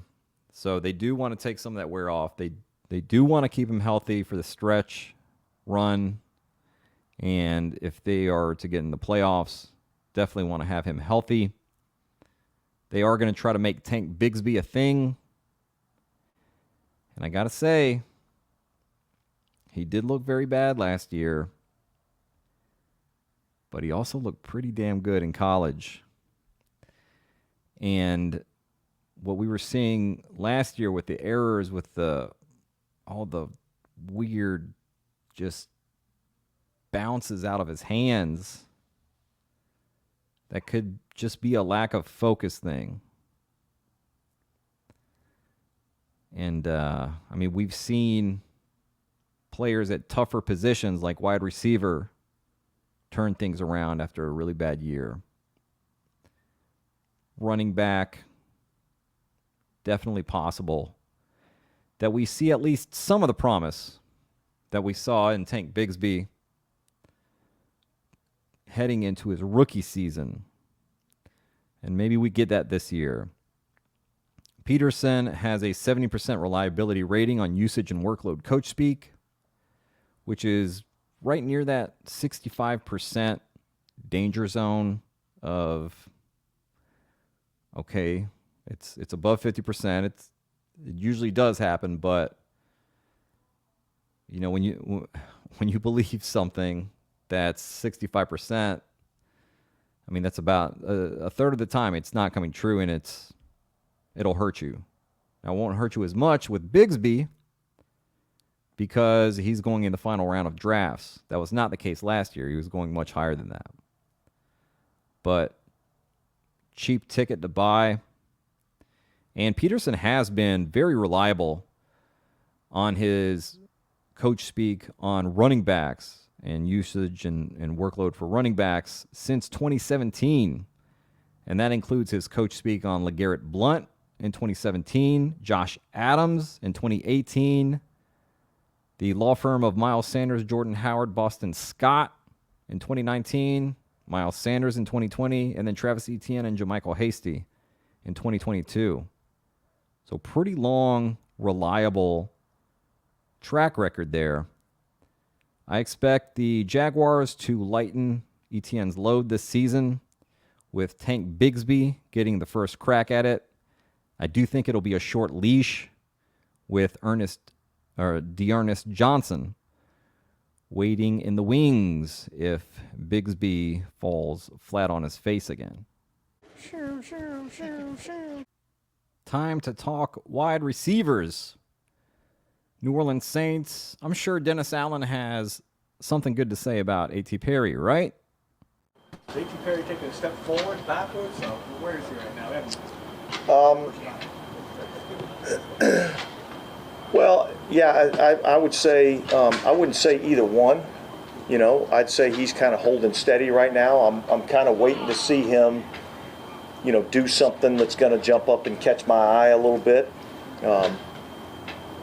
Certainly we've seen some other guys, step up and make some plays. Some guys that maybe we might not have expected, but I think I think AT's doing fine. I do think that he's got to, do something to take that next step and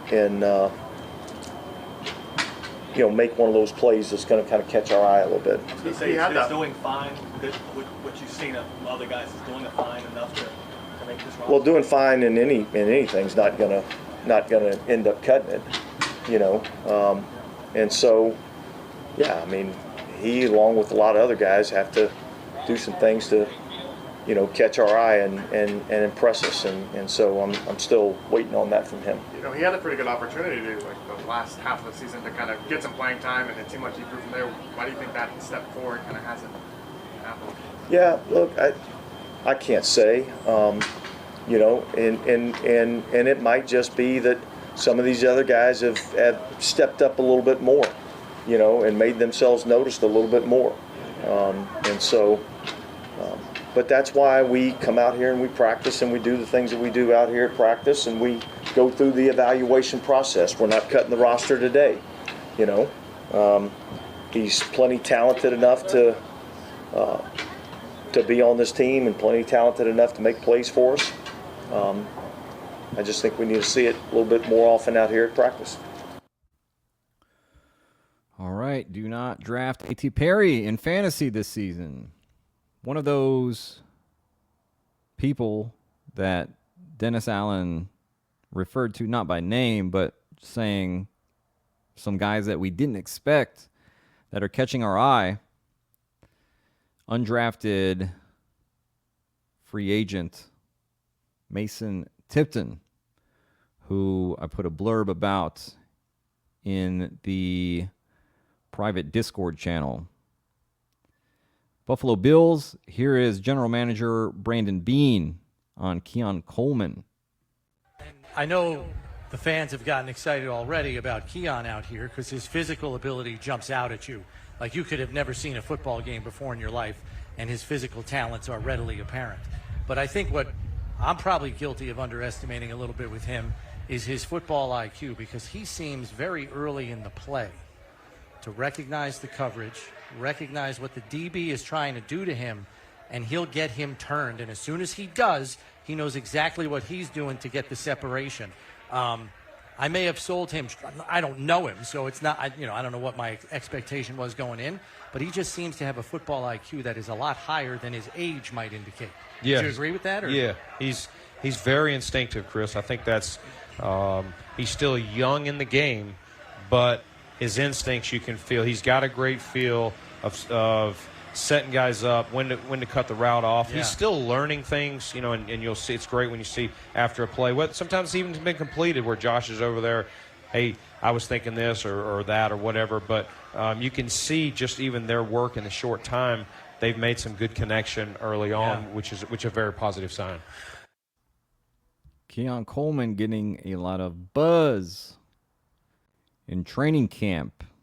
Will that translate to the regular season? I don't know. A lot of red flags in the profile, but a lot of green flags as well. Which of those will win out? Honestly, probably impossible to tell. There are people on both sides who have very strong opinions. I tend to think probably not going to end up being a huge hit and a big payoff at ADP. But getting paired with Josh Allen, if they end up establishing a really nice connection, would not want to completely miss out on that if I'm drafting a bunch of teams. I don't think I will get close to the market of 8%, but maybe a little 4, 5, 6%, just in case that ADP is not too egregious. And I mean, he's a big bodied dude who wins contested catches, and that could be pretty nice to have in the fantasy playoffs for best ball. For redraft, I would definitely be more scared to take Keon Coleman. Heading over to Indianapolis, here is head coach Shane Steichen on Josh Downs. Out there making a lot of plays is Josh Downs. Just what do you see from him year 1 to year 2, just the readiness he has to handle this? Yeah, I mean, he was explosive year 1, but you can see, he's taking it to another level in the offseason, and obviously he's starting into training camp. He's making a ton of plays right now, which is good for us, so we got to continue that for sure. Okay. A lot of very positive talk about Josh Downs from Shane Steichen, from offensive coordinator Jim Bob Cooter, from general manager Chris Ballard. I mean, they really see this guy as a rising star. And he looked pretty great last year. And his reception perception, really good. Really good route runner. Reliable. He's going around 133 on Underdog. I need to get some more shares of Josh Downs in my portfolio. Here's offensive coordinator Jim Bob Cooter on wide receiver Alec Pierce. Yeah, he made some big plays, man. Made some big plays. He always brings it to practice. Every single day, he is as consistent as they come. His work ethic, his work habits, his pre-practice habits, just the way he prepares himself to have a shot at having some success during that practice when those opportunities go up. I'm kind of remembering right now, a year ago today, you kind of remember, like, if you miss one or two of those, you think you're not having a great camp, but in reality, it's a small sample size type of camp, and he had a great shot at a few today, and he went out and made some huge plays. It goes that way a little bit for wideouts. They're going to be, they're fighting and clawing and scratching to beat their DB for that catch, and quarterbacks trying to put the ball in a certain spot, and sometimes those are 50-50 balls we're trying to get more than 50% of, and Alec went out and made some big ones today. So, shoot, we can't get enough guys making big plays around here. That's always going to be the case, and Alec made a few good ones today. Okay, a little bit scary for my A.D. Mitchell bags that I have, but I just think he's a better talent than Alec Pierce, and I think we will end up seeing that. They've talked about how they're going to let these guys just battle it out during training camp, and whoever gives them the best chance to win is the player that they will end up putting on the field. He will definitely get snaps this year. He's not going to be a zero, A.D. Mitchell. It'd be nice if he just locked down that wide receiver 3 spot, but could definitely see kind of a 50-50 mix of A.D. Mitchell and Alec Pierce as their deep threat there. A.D. Mitchell is kind of the mystery box for the Colts. I don't think I'm going to be taking much Alec Pierce, but I don't think I'm going to keep drafting A.D. Mitchell at the rate that I was before, because they seem to like Alec Pierce more than others do, more than people that have watched him and looked at all of his metrics. Yeah. Detroit Lions. I'm just kind of crying inside on these A.D. Mitchell bags. I have over 20% of him. But, all right, Detroit Lions. Here is head coach Dan Campbell on Jamison Williams. Jamison's confidence is at an all-time high, even willing to chirp with the defensive coaches at practice? Yeah, he's this is the most confident that I've seen him since he's been here. And, he came in with the right mindset, when we started this offseason, and that has not waned one bit. He's in a good place, and he's taking the coaching, he's trying to work on it, he's improving, and he's making plays. So we like where he's at mentally, and emotionally. The only thing I would say is everybody's got to keep their head. There's going to be the tempers get going, and there's emotion to it, and there's and you can feel the energy building, but you still got to be able to, keep your head about you and make sure that you're ready for the next play. That's all. So I love the energy we got in practice right now. Dan Campbell beating that drum on Jamison Williams again and again. We keep hearing it. And Dan Campbell is very much a straight shooter. So if Jamison Williams was not going to be a thing this year, or if he was on a bad track, if it was looking like he was not going to be a locked-in wide receiver 2 for Detroit, we would hear that from Dan Campbell. He would tell us. He's done it with a bunch of other players. What he says is what is happening. It's very reflective of how the team feels about a player and how he feels about a player. Gotta trust Dan Campbell when he speaks on this stuff. Here's offensive coordinator Ben Johnson talking about Jameson Williams making the leap. The outside looking in, one guy who's looked really much more comfortable within your offense is Jameson Williams. Have you noticed that as well? Obviously going to be asked to have a bigger role this year, but just from the outside looking in, he looks like he's really stepping into his own. Yeah, we started feeling it towards the end of last year, and he's taken that to another level in the springtime and so far here in training camp. He prides himself on bringing some juice to the offense, and we certainly feel it out there, both in the passing game, making explosive plays, but he also wants to be a dynamic blocker as well, which we really value. So things have started to slow down mentally for him. We've locked him into a couple spots, and as a result, his route tree's kind of grown, it's developed, and in his mind, there's nothing he can't do, and so far, we really haven't seen that either. I haven't seen anything that he can't do, so it's been fun. Ben Johnson referring there to the end of last season when we saw Jameson Williams playing more snaps, getting some real production there, and it just continues, man. All the good things that they're saying about Jameson Williams. They're not gassing him up, especially not Dan Campbell. We gotta believe him, man. I know it might be tough, especially if you've been burned in the past by Jameson Williams, but let's look at all the context of everything. Coming off the ACL injury, his rookie season, they knew he wasn't going to play a bunch. The gambling suspension last year, and just taking some time to really get out there and be productive. It takes time on task for these things to happen.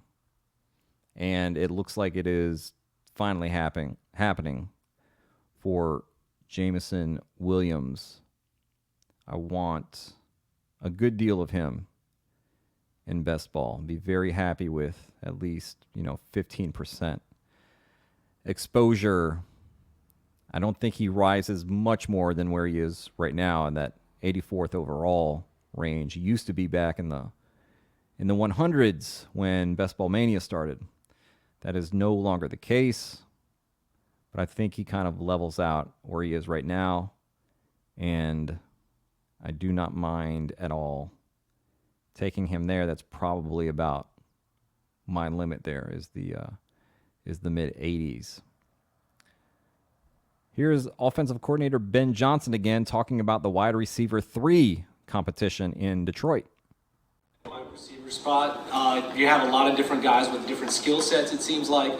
Is there a particular blueprint that you look for in a third wide receiver at this point in camp? Yeah, we've been pretty consistent as a staff, really since we knew that Josh Reynolds was leaving us, and that has been we need smart, we need reliable, okay, and if we had to be picky, we want a little bit of length, okay, just so it rounds out those 3 guys that we're anticipating entering the season with. So, with that being said, we're charting every single day who's the most reliable, mental errors, who's catching the ball, who's dropping the ball. These guys see it. They get the feedback every single day. They know what's going on. They know they're in the midst of the battle right now. We got a number of guys competing for that spot. Reese has certainly come on so far in training camp. His physicality, his explosiveness has shown up. Antoine Green is still pushing on along here. We see growth from the springtime. We just need to see the consistency that we've been hoping for from him. DPJ has made some big plays for us. He had a big block just the other day in practice that we took note of. And we know what Khalif Raymond is. Like, he's not to be overlooked either, because he's going to be a big part of our offense as well. So the competition is healthy. Those are a few names, but everyone is in it at this point. The Reese who he is referring to there is wide receiver Doris Fountain. He is someone who has been doing well in camp, and they have been talking about him positively throughout this offseason. I have some notes on Doris Fountain from Dan Campbell's presser the other day, and guess where you can find that? That's right, you can find it on the Coachspeak Index private Discord. Dallas Cowboys, here is offensive coordinator Brian Schottenheimer on Jalen Tolbert. Scales Cowboys radio on the Fan. Jalen Tolbert looks to have really taken advantage of this opportunity this camp. Where do you see his biggest growth? Well, number one, he's a trendsetter because he was the first one that I remember having the one leg sleeve, and now every single one of our receivers have a leg sleeve, one leg sleeve, and I asked those guys that, and of course T. Billy said he's been doing it since like 2003, which I don't even know if he was born in 2003, but yeah, it's just, you guys were at the practice a couple days ago where he just was going out there and making plays all over the place on a really good corner. Duran's just a hell of a corner, as you guys know.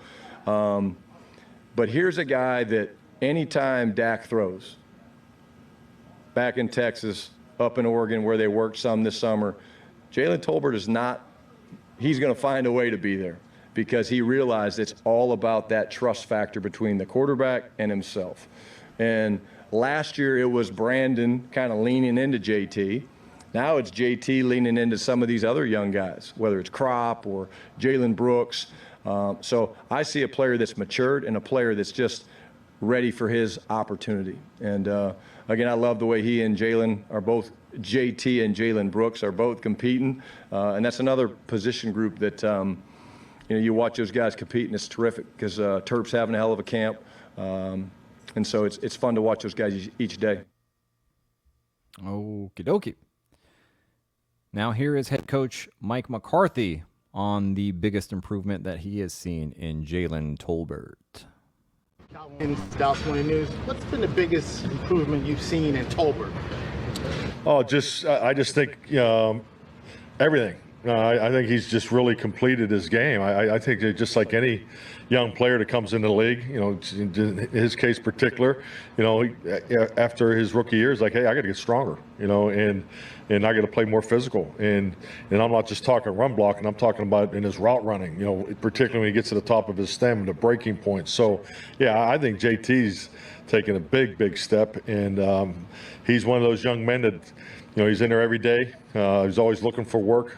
Travel the country, in that off time. So does all the little things, and he's a true professional, and and frankly arrived here with that. So I can recall his rookie training camp, on off days, looking for assistance and the detail in his note taking. He had a notebook that was, pristine in that area. So now we're seeing the benefits of that.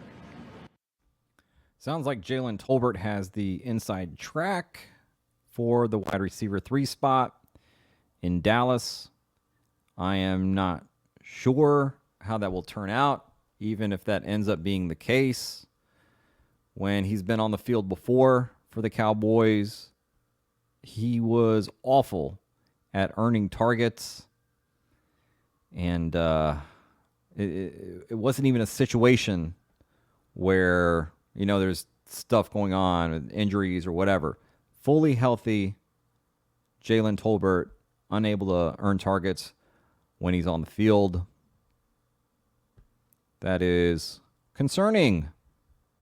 Tampa Bay Buccaneers. Here is head coach Todd Bowles talking about rookie Jalen McMillan.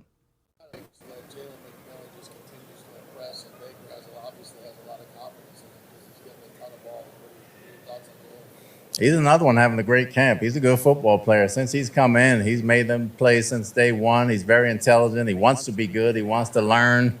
The receiving group loves him, and he continues to get better and better. I like where he's at. He looked just like he looked out of pads. He looked good then. He looks good now. Todd Bowles, like Dan Campbell, very blunt head coach.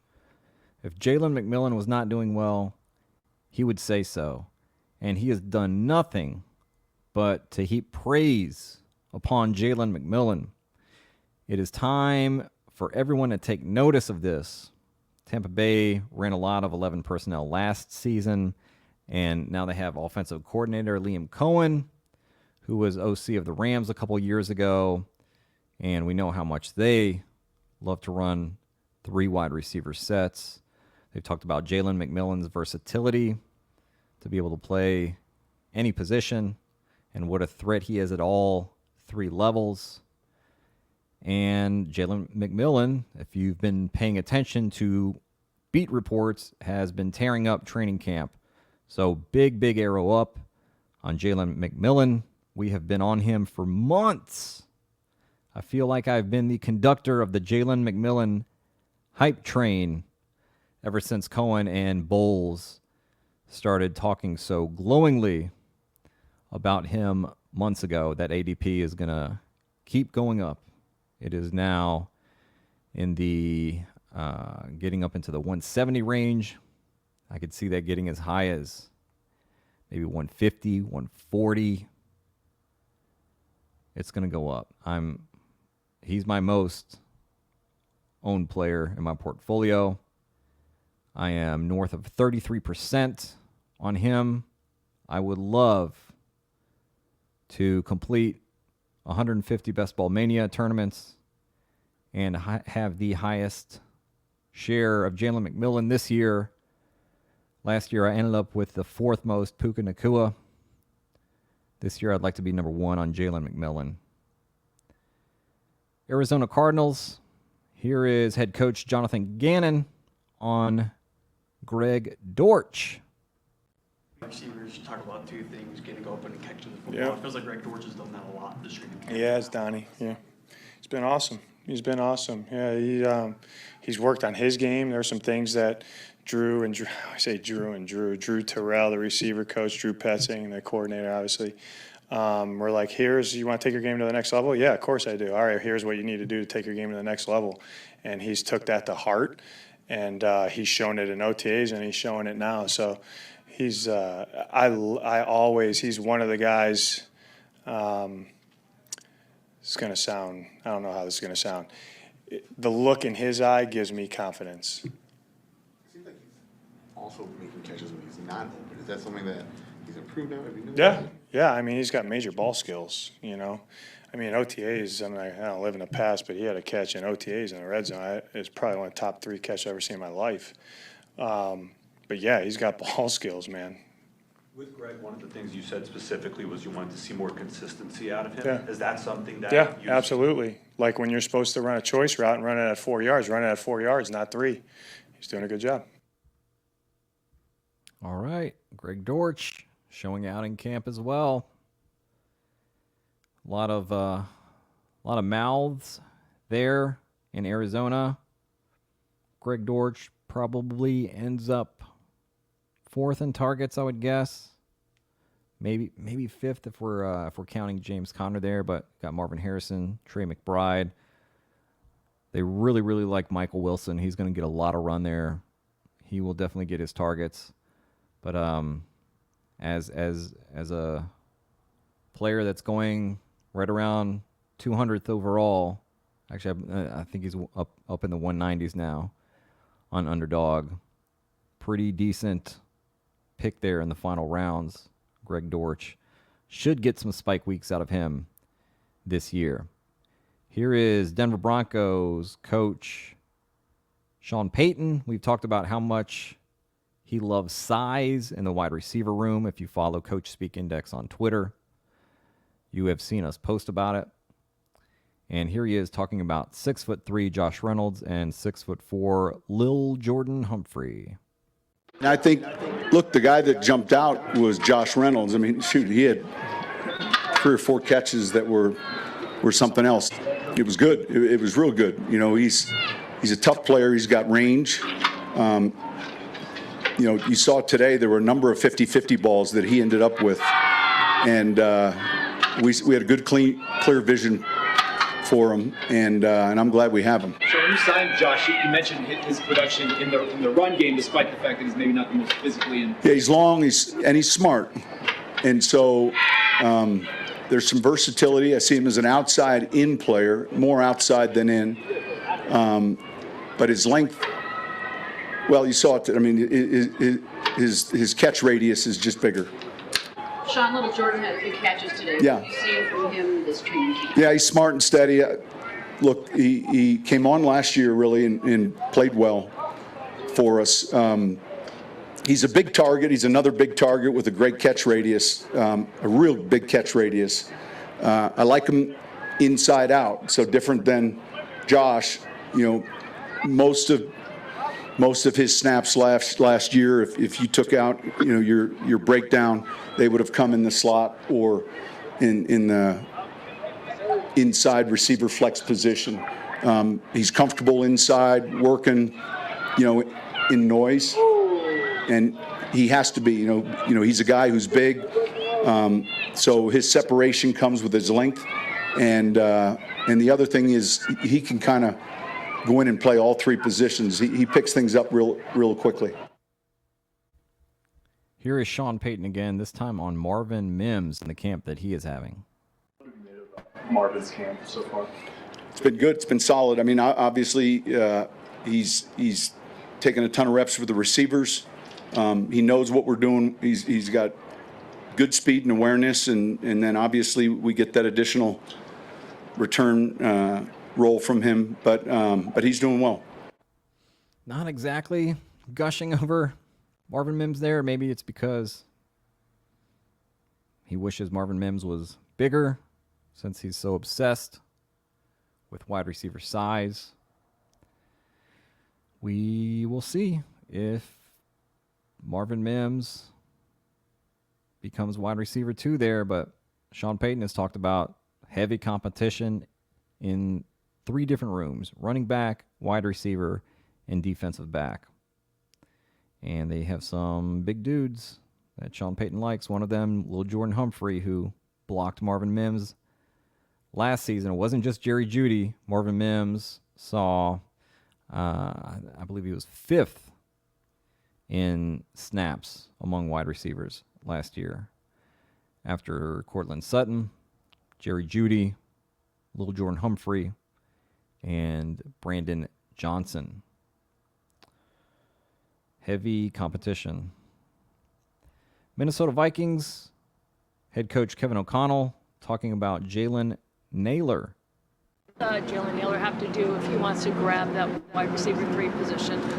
You talked about his progress and how well he's doing, but yeah, it's clear the impact he's had in the passing game. The red zone sequence on day 2. He made another big play in 2-minute yesterday. What's so great about Jalen is his versatility. He's not doing those things all from the same spot. It may be, being the F, Z, or X on any one given play, and he's got the ability to own it and then apply what we think are pretty dynamic skill sets to go do those jobs. So he just, in the passing game, needs to continue to do the things that he's off to a start doing consistently, like we've talked about, and then continue to show a willingness that he does in the run game to have that role as well, because running the football, takes all 11 guys, quarterback getting us to the right spots, right plays, timing of motions, and how we hit blocks up front. But the receivers and their ability to block on the second level are what really define, your ability to break 10-yard runs into 20 or 30-yard runs.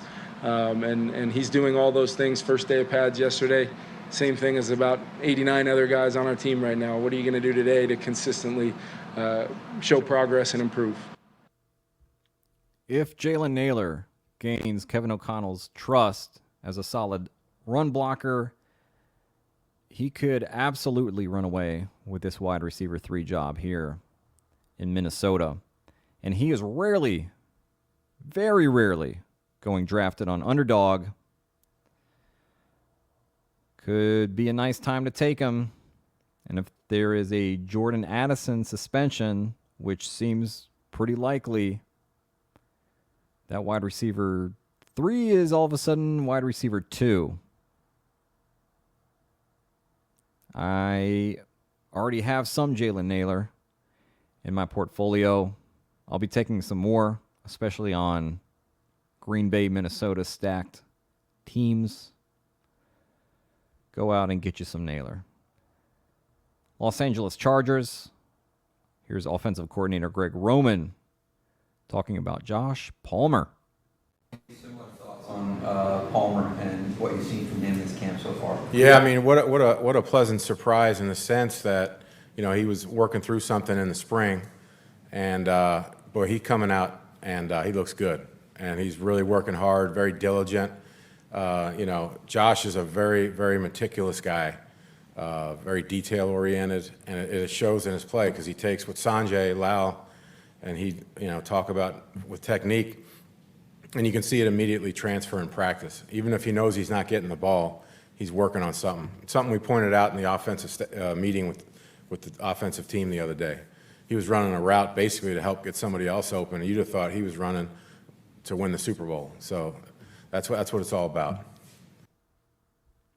They are huge fans of Josh Palmer, especially Greg Roman, who has said that he loved Palmer coming out of Tennessee, wanted to draft him when he was with the Ravens there. Going to be a lot of opportunities for Josh Palmer this year. New England Patriots. Here is head coach Drake Maye talking about rookie Javon Baker. Seen Javon Baker have some really good practices, especially yesterday with the one-on-ones. He had that 60-yard catch from Joe Milton the other day. What are you seeing from him in his development, and what is he bringing to the table right now? Yeah, he's definitely a good player. I would say he has a lot to learn. Even that long pass yesterday, no one tagged him down. He threw the ball up in the air. So, just reminding guys that this isn't college. Like, this is the NFL. You're not being tagged down. That right there is a fumble. But those are the things that they'll learn through training camp, and hopefully doesn't do it during the season. Very fixable mistake there. Javon Baker tearing up training camp, according to reports, going very, very late in drafts. Cheap flyer that I like there. Here is Drake Maye again, talking about another rookie wide receiver, Jalen Polk. Polk, what have you observed from him?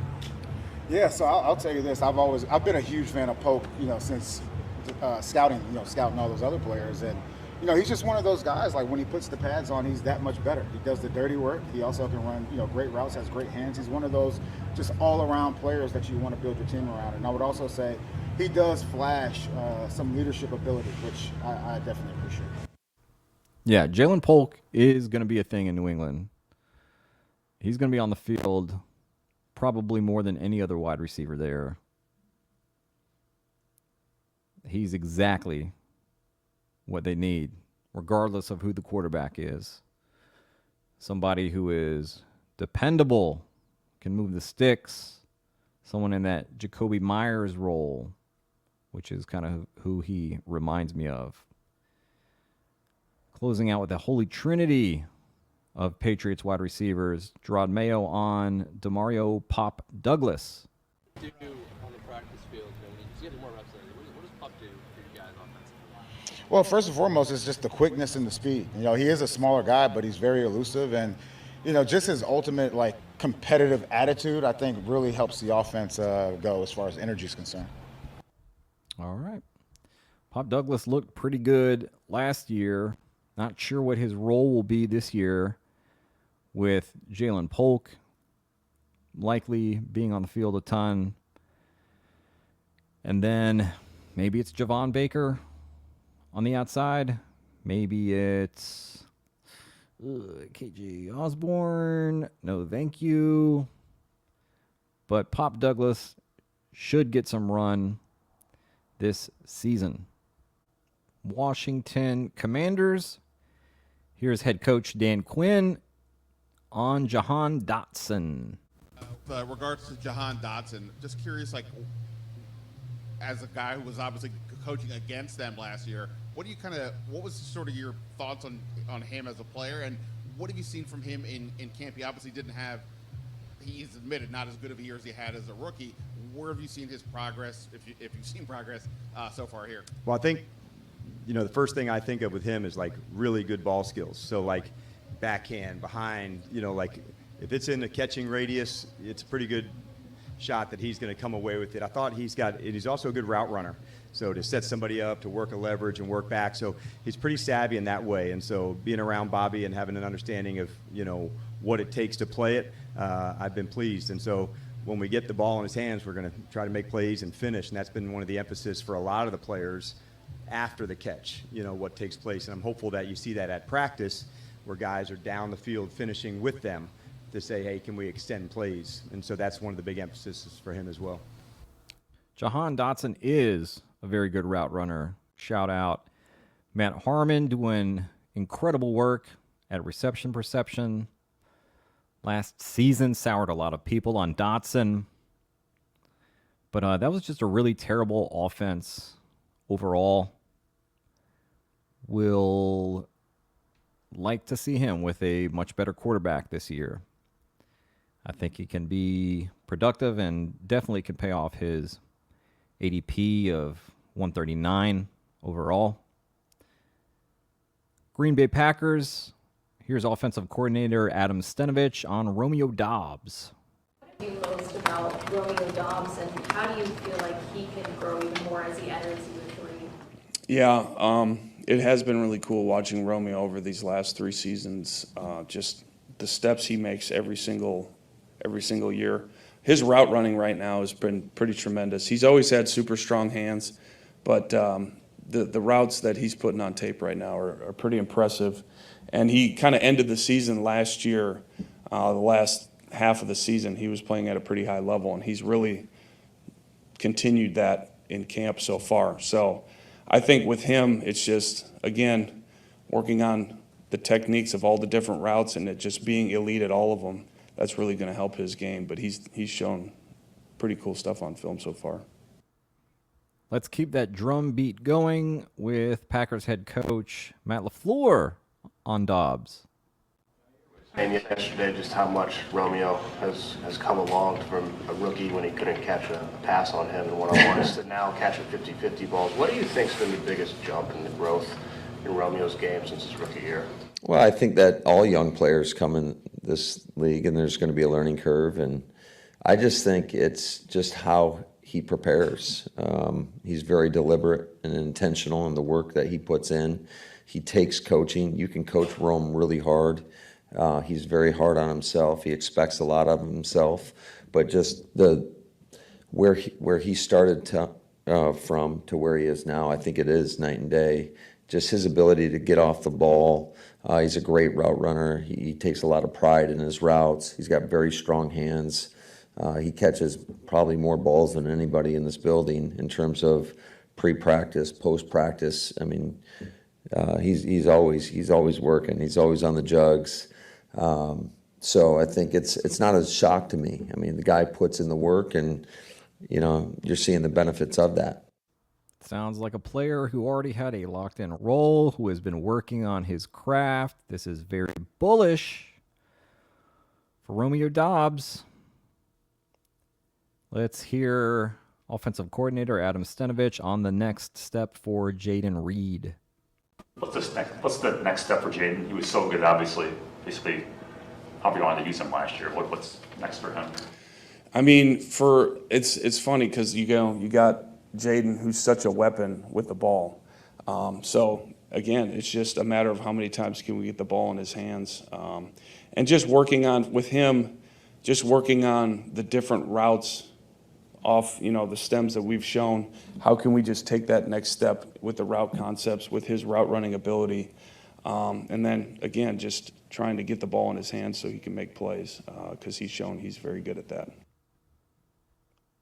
I'll say it again, man. This is such a stacked wide receiver room and pass catching room in Green Bay.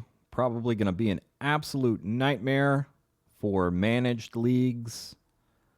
But best ball, mix it up, take your shots. We really have no idea who is going to be the guy that you need in the fantasy playoffs. It could be any of these guys. It could be several of these guys. It could be a couple of these guys.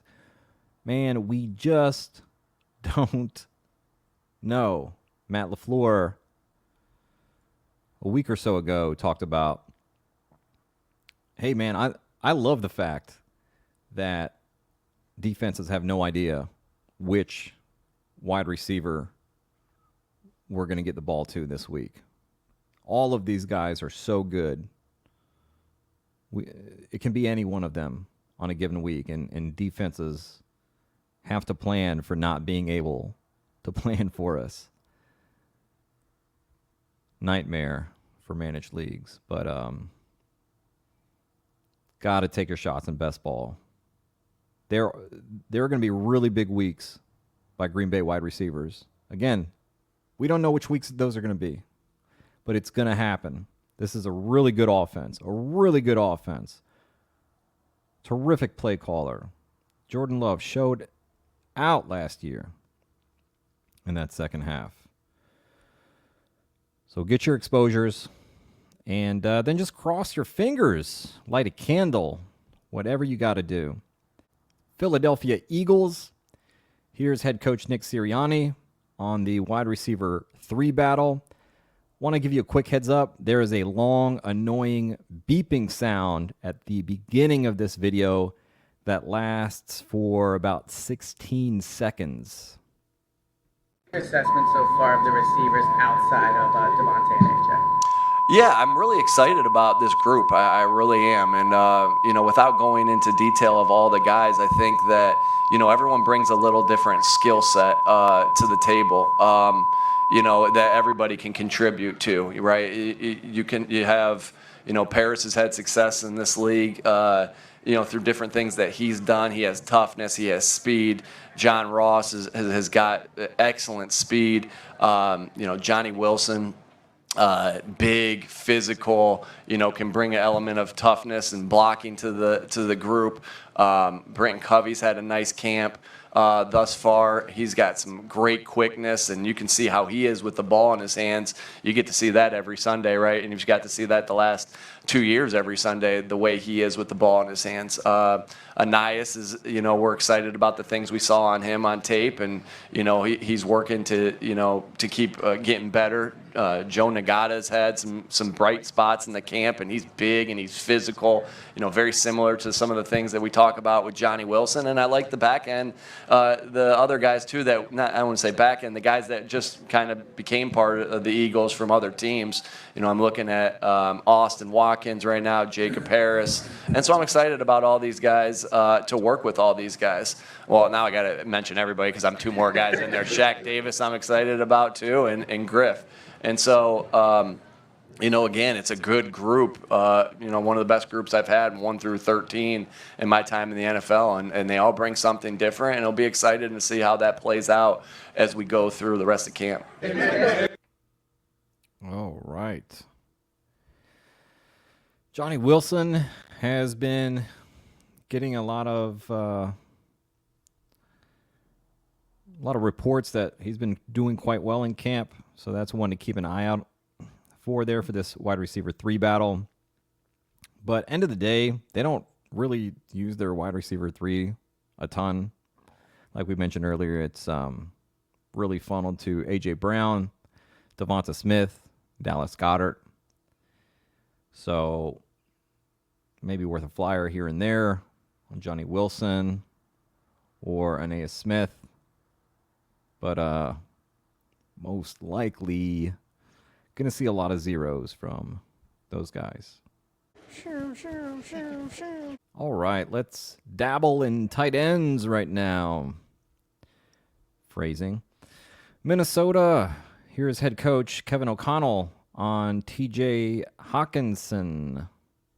You referenced T.J. Hawkinson earlier. Where is he at in his recovery? And we've seen him running hard. Every time I see him, working on the side field, it becomes awfully tempting to corner Tyler Williams somewhere in the building and demand answers on when we'll be able to start implementing him, maybe off the PUP and get him a little bit of work, whether it's just simply individual, some routes on Eric, start getting him some timing with our quarterbacks, but where he's at, albeit very well ahead of maybe where some of the medical folks thought he would be. There is an injury there that a timeline exists, and we're going to try to stay true to that while also giving him ops to push to maybe shrink that timeline a little bit.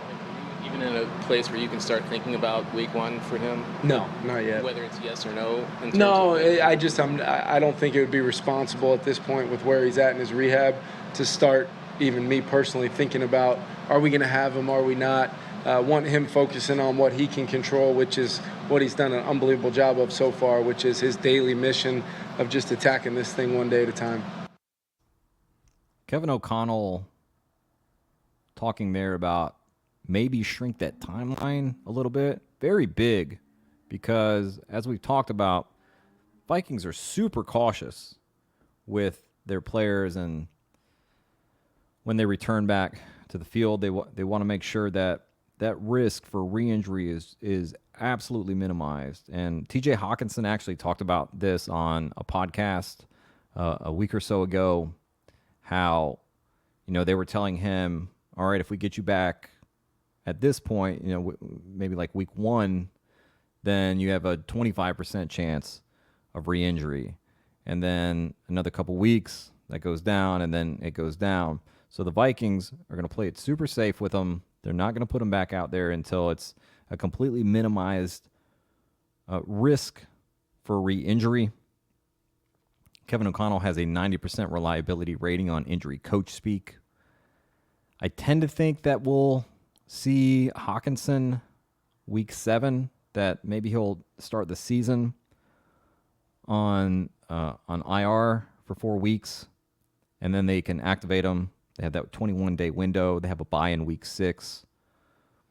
So, why bring him back in week 5 when you have a week off then in week 6? So week 7 is what I'm thinking, but, there's a possibility that he doesn't start the season on that IR, and he's available, week 2 or week 3. I like his price right now, going in that 140 range over on Underdog. I like taking an elite tight end who has a bye week of week 7 or later, and then having TJ Hawkinson be my second tight end, and then I'm done there. Or you can make him part of a 3 tight end build, have a couple guys to carry you to week 7, and then you get Hawkinson, and we all know what he can do for your fantasy team. Heading over to Washington, here's head coach Dan Quinn on what an experienced Zach Ertz can bring to the Commanders. Talking to Zach Ertz and Bobby Wagner later, obviously as they get up there in their careers, there are things that people look at and say they can't do this anymore. What do you see from them that maybe they do some other things better or differently because of their experience? Yeah, I think when you brought up Zach, the first thing that comes to mind for me is red zone. The precision, the details, because the coverage has changed down there of how you play man-to-man or how you play zone. It's just different. You're defending things laterally, but he has such a knack for understanding where those fit and how to do that. So I would say that's one of the things for me that fit for him in the red zone. Okay, that's the sound of Zach Ertz blocking. Nice young tight end. Speaking of which, here's Dan Quinn on rookie Ben Sinnott. Your thoughts so far on rookie tight end Ben Sinnott? I've been impressed by Ben. I thought he would be excellent in the run game. I thought that would be, one of his marks that he would really hit and be good in that spot, and he has been. What I've been most impressed by is his ability on some contested catches. And so sometimes you look for that in one-on-ones. How's it going to go in the NFL? There's so many man or man-like defenses where you stay attached to somebody. If you and I were going for the same ball, can I go and get that contested catch to bring it in? And that was part of his game. I wasn't sure, and so to see him fight and compete for these close catches that could go either way, I think for all the young players coming in, that's one of the big pieces, and he's done a good job with that. So I'm really excited to see where he goes. It's a nice balance having Zach there, having him there, learn, watch, see some things that are good. And Bates has been good for him as well. So see 2 guys who are really intentional about their practice. I like it. And Ben's got a lot to prove in a good way, and I see that coming out of him too, that type of confidence and competition. All right, Ben Sinnott was going, I think, like the 140s, 150s on Best Ball Mania a couple months ago. Now he's dropped down to the 190 range. Maybe worth a shot here and there. Really, really impressed by what he did in college and just how versatile he is. Would be really cool to see him come in and produce immediately in his rookie year. That usually doesn't happen with tight ends, even though we did see it last season. Zach Ertz is a little bit of a problem there, especially like we heard about in the red zone. And probably not going to end up with a lot of Senate in best ball this year. But maybe a couple shares here and there when he drops to that final couple of rounds, and I have Jaden Daniels, and I can afford a luxury pick at tight end. Sure, why not? Why not hope for a late season breakout from the rookie? Miami Dolphins. Here's Mike McDaniel on his tight end room. Room feels like a bit of a melting pot of individual skill sets on top of a really dynamic fullback player in Alec. What kind of flexibility can that give you as both a game planner and a play caller this season? That's what you're looking for in those positions because they're inherent in those roles are flexibility. You're part of the blocking core. You're part of the receiving route tree. When I tell you the most offensively, the most challenging position each and every week to learn the plan of attack is in that F position, which is both tight ends and fullbacks. And the versatility of that room, turn the page, there's the versatility of your offense. And I think that role is ever expanding based upon what the defense presents. I think that room collectively has really attacked the offseason from both a run game and a pass game standpoint. And when you do that, you make everyone better because you add another eligible in the pass game, and you add another offensive lineman in the run game all at the same time. Do you think you needed more production out of the tight end, and as you looked at the team going into this season? I think there was opportunity to get more production from that room from an emphasis standpoint. What I mean by that is, the types of plays we're running, the types of things we're asking people to do. You're always looking at getting better and improving. And I think one way for us offensively is really to add an eligible in the pass game that's extremely important in the run game, and that's the tight end position. So that you don't just say that to do that. That takes an offseason of emphasis, of working the craft and techniques, and if we're trying to expand anybody's role, that they themselves have to expand what they're really good at. I think that the room's done a great job of that, and I think that's exciting for us because there's a lot of attention paid to some other players on the field that anytime there's over attention one way, that leaves a little vulnerability in the defense another. The versatility of your tight end room equals the versatility of your offense, according to Mike McDaniel. McDaniel, if you'll remember, a few months ago, referred to tight end Jonnu Smith as a master of yak. I think Jonnu Smith gets a lot of run in this offense, and he will get some very high-value targets. He's going in the 180s. I think that is a fantastic value. People are just not expecting the Dolphins to use their tight ends in the passing game because they haven't really done that in the past. But Mike McDaniel touched on that earlier this offseason when he said just because something has been doesn't mean that it will continue to be that way. Got to pay attention to those things. And you know what? I'm here to help you do that. Indianapolis. Here's head coach Shane Steichen. Actually, no, this is going to be offensive coordinator Jim Bob Cooter. They are in evaluation mode on their tight ends. Here he is. So many tight ends are kind of working through trying trying to learn some of the guys you've worked with, some you haven't. How do you kind of split that up to get to see them in the right situations to evaluate who can do what? Yeah, so we're trying to be deliberate about within our practice planning, having enough different reps from different personnel groups where we are seeing some personnel snaps where there are 2 of them on the field or 3 of them on the field.